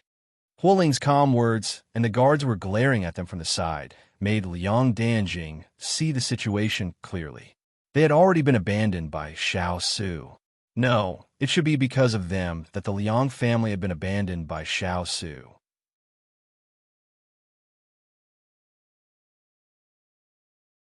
Chapter 817. Xiao Su received Turin's news when he returned from the side courtyard. "Master, the young princess consort has already left Jiangnan and is heading north." Turin stood in the study and reported quickly. "How many people did she bring with her?" Xiao Su asked in a low voice. "Su Yi and the others have all taken her away. Jean Xian is also with her." "Did our men follow her?" "They did, but they kept a certain distance. They were worried that the young princess consort would discover them. Fortunately, although the young princess consort left in a hurry, she had brought her men with her. Otherwise, he wouldn't have the guts to report." Xiao Su pondered after hearing this. He had heard the little fellow mention that he planned to send men to assist Sima Jun's group. However, he had been busy with the official salt and had been in a cold war with the little fellow for the past 2 days, so he hadn't had the time to ask about the details. Xiao Su suddenly regretted not asking about the little fellow's affairs. That was why he didn't know anything about the little fellow. Lon Manor's influence was spread all over the world. This matter of seizing power was no small matter. The little fellow's trip boded ill rather than well. Xiao Su didn't think too much and said, "Prepare the horses. We will set off in a quarter of an hour." Turin didn't dare to delay and immediately agreed. Xiao Su's expression was deep. No one could tell what he was thinking. Huo Ling walked in at this time.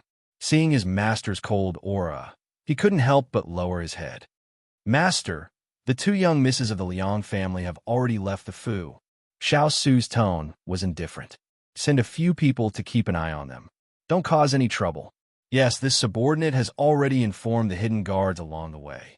Huo Ling replied. "When we return, go to the disciplinary hall to receive your punishment." Xiao Su turned to look at him. His tone was still indifferent. Huo Ling lowered his head even more. This subordinate knows his mistake. Although his master didn't say why he was being punished, Huo Ling understood. That night, when a young princess consort went to find his master, he should have paid attention and reported it afterwards. Otherwise, today's incident wouldn't have happened. When Xiao Su and his entourage left on their horses, Cheng Yinluo stood on top of the attic and looked in the direction of the billowing smoke with a gratified smile. This Xiao Su was finally enlightened and knew how to chase after people.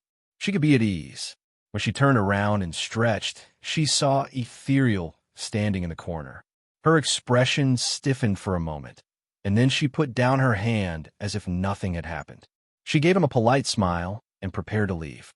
Cheng Yinluo heard him speak as they brushed past each other. "Xiaoyan, this is a medicinal powder that I came up with a few days ago. Pour it into warm water and take it. It can relieve the hoarseness in your throat." Ethereal took out a white jade bottle from his sleeve and handed it to her. On the way back, the cargo ship had encountered a storm and she had fallen sick. Although she had recuperated for a few days, her throat still felt uncomfortable, but the symptoms weren't very obvious. She had wanted to go to the kitchen to stew some snow pear with rock sugar, but she didn't expect him to see through her illness. Cheng Yinluo looked at the gentle and caring person in front of her and her heart surged.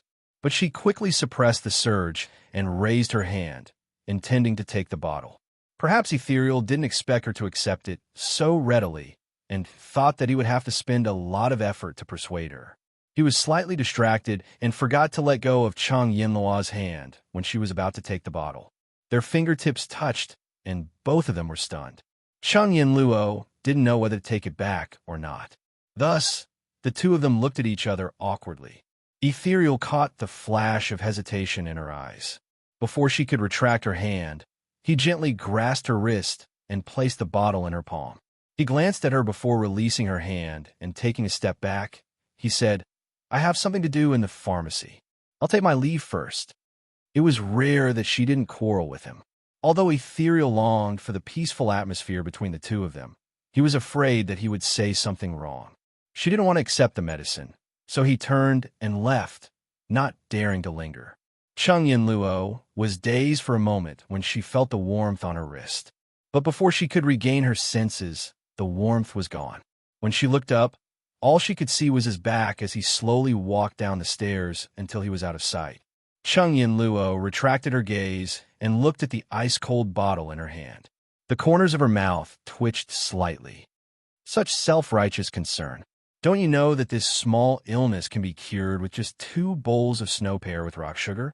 What a waste of energy.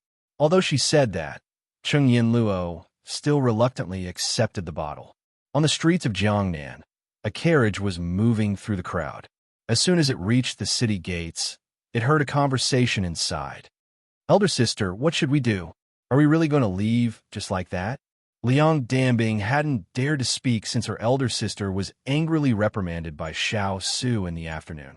When she saw her elder sister's ugly expression, she was afraid that she would say something that Xiao Su could use against her. It was only now that she asked in a trembling voice, "Our trip to Jiangnan has failed. We have no other choice but to leave this place first." Liang Dongjing's voice was light and weak. The confrontation with Xiao Su just now had exhausted all her strength. "Then what's next?" Liang Danbing asked. "Don't be afraid. There's also Aunt. We must report today's matter to Aunt and Uncle as soon as possible. There are some things that we can't do in person, but don't forget about the people behind us." Liang Dongjing's face was full of resentment when she said this. "But eldest cousin doesn't care about our Liang family at all. Even if Aunt comes forward, is there any room to turn things around?" Thinking of eldest cousin's words just now, Liang Danbing couldn't help but tremble. That was simply the king of hell that came from hell. He was too terrifying. The rumors were true. Xiao Su's words are like that, but Aunt will not agree with him doing this. Although His Majesty is still in his prime, the position of Crown Prince will be decided sooner or later. He needs our Liang family. Liang Dongjing's eyes were dark as she spoke with certainty. Just as Liang Danbing wanted to say something, she suddenly heard the sound of horse hooves. It was uniform like thunder. Liang Danbing couldn't help but lift the curtain and saw Hua Ling's group of people quickly riding their horses down the road in front of them. Liang Danjing also saw this group of people. Her eyes fell on the person wearing a bamboo hat at the front. Although she couldn't see his face, she could still determine that person was Xiao Su. "Elder sister, where are they going?" Liang Danbing suddenly forgot her own situation. Seeing such a well-dressed group of people, her voice carried a trace of shock. "They should be looking for Chu Qingyan." Liang Danjing didn't want to admit it in her heart, but she still replied. "They actually sent out this many people. It seems like eldest cousin really cares about Chu Qingyan, that cheap wench." Liang Danbing gritted her teeth as she vented her anger. Liang Danjing thought for a bit before saying, "Send a messenger pigeon to Aunt and say that Chu Qingyan has left the palace." "Why are you telling Aunt this?" Liang Danbing still had not recovered from her anger. "Just do as I say." She had always known that her aunt wanted to get rid of Chu Qingyan.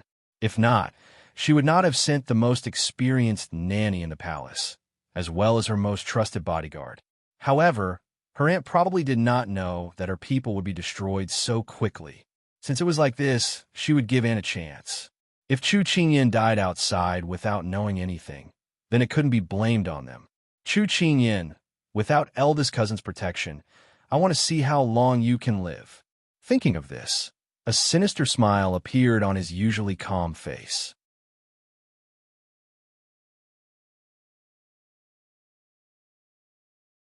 Chapter 8:18. The group had been walking for 3 days.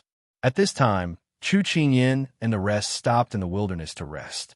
Tanning held 2 pieces of clear water filled with lotus leaves and handed them to the 2 masters. Then, she heard the 2 of them bickering. Why do we have to rest here? If we don't continue, we won't be able to enter the city when it gets dark.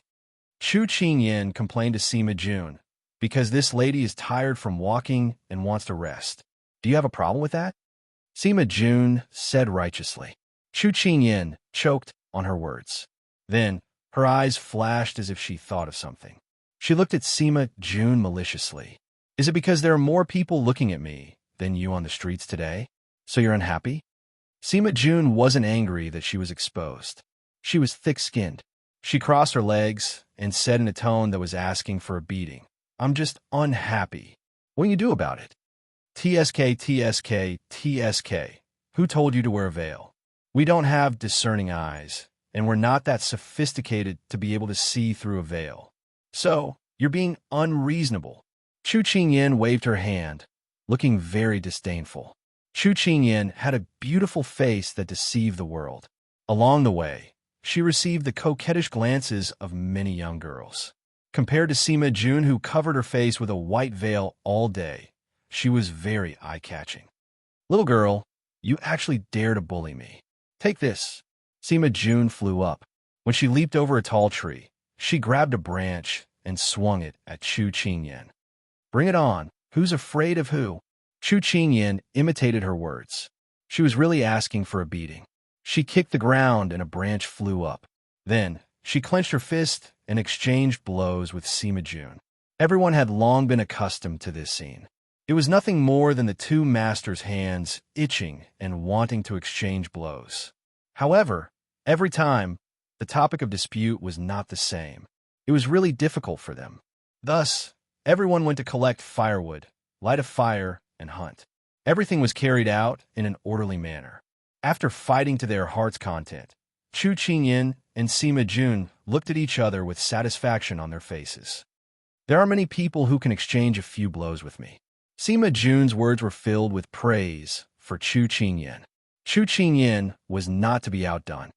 Speaking of which, I rarely see people who can still stand after exchanging 50 moves with me.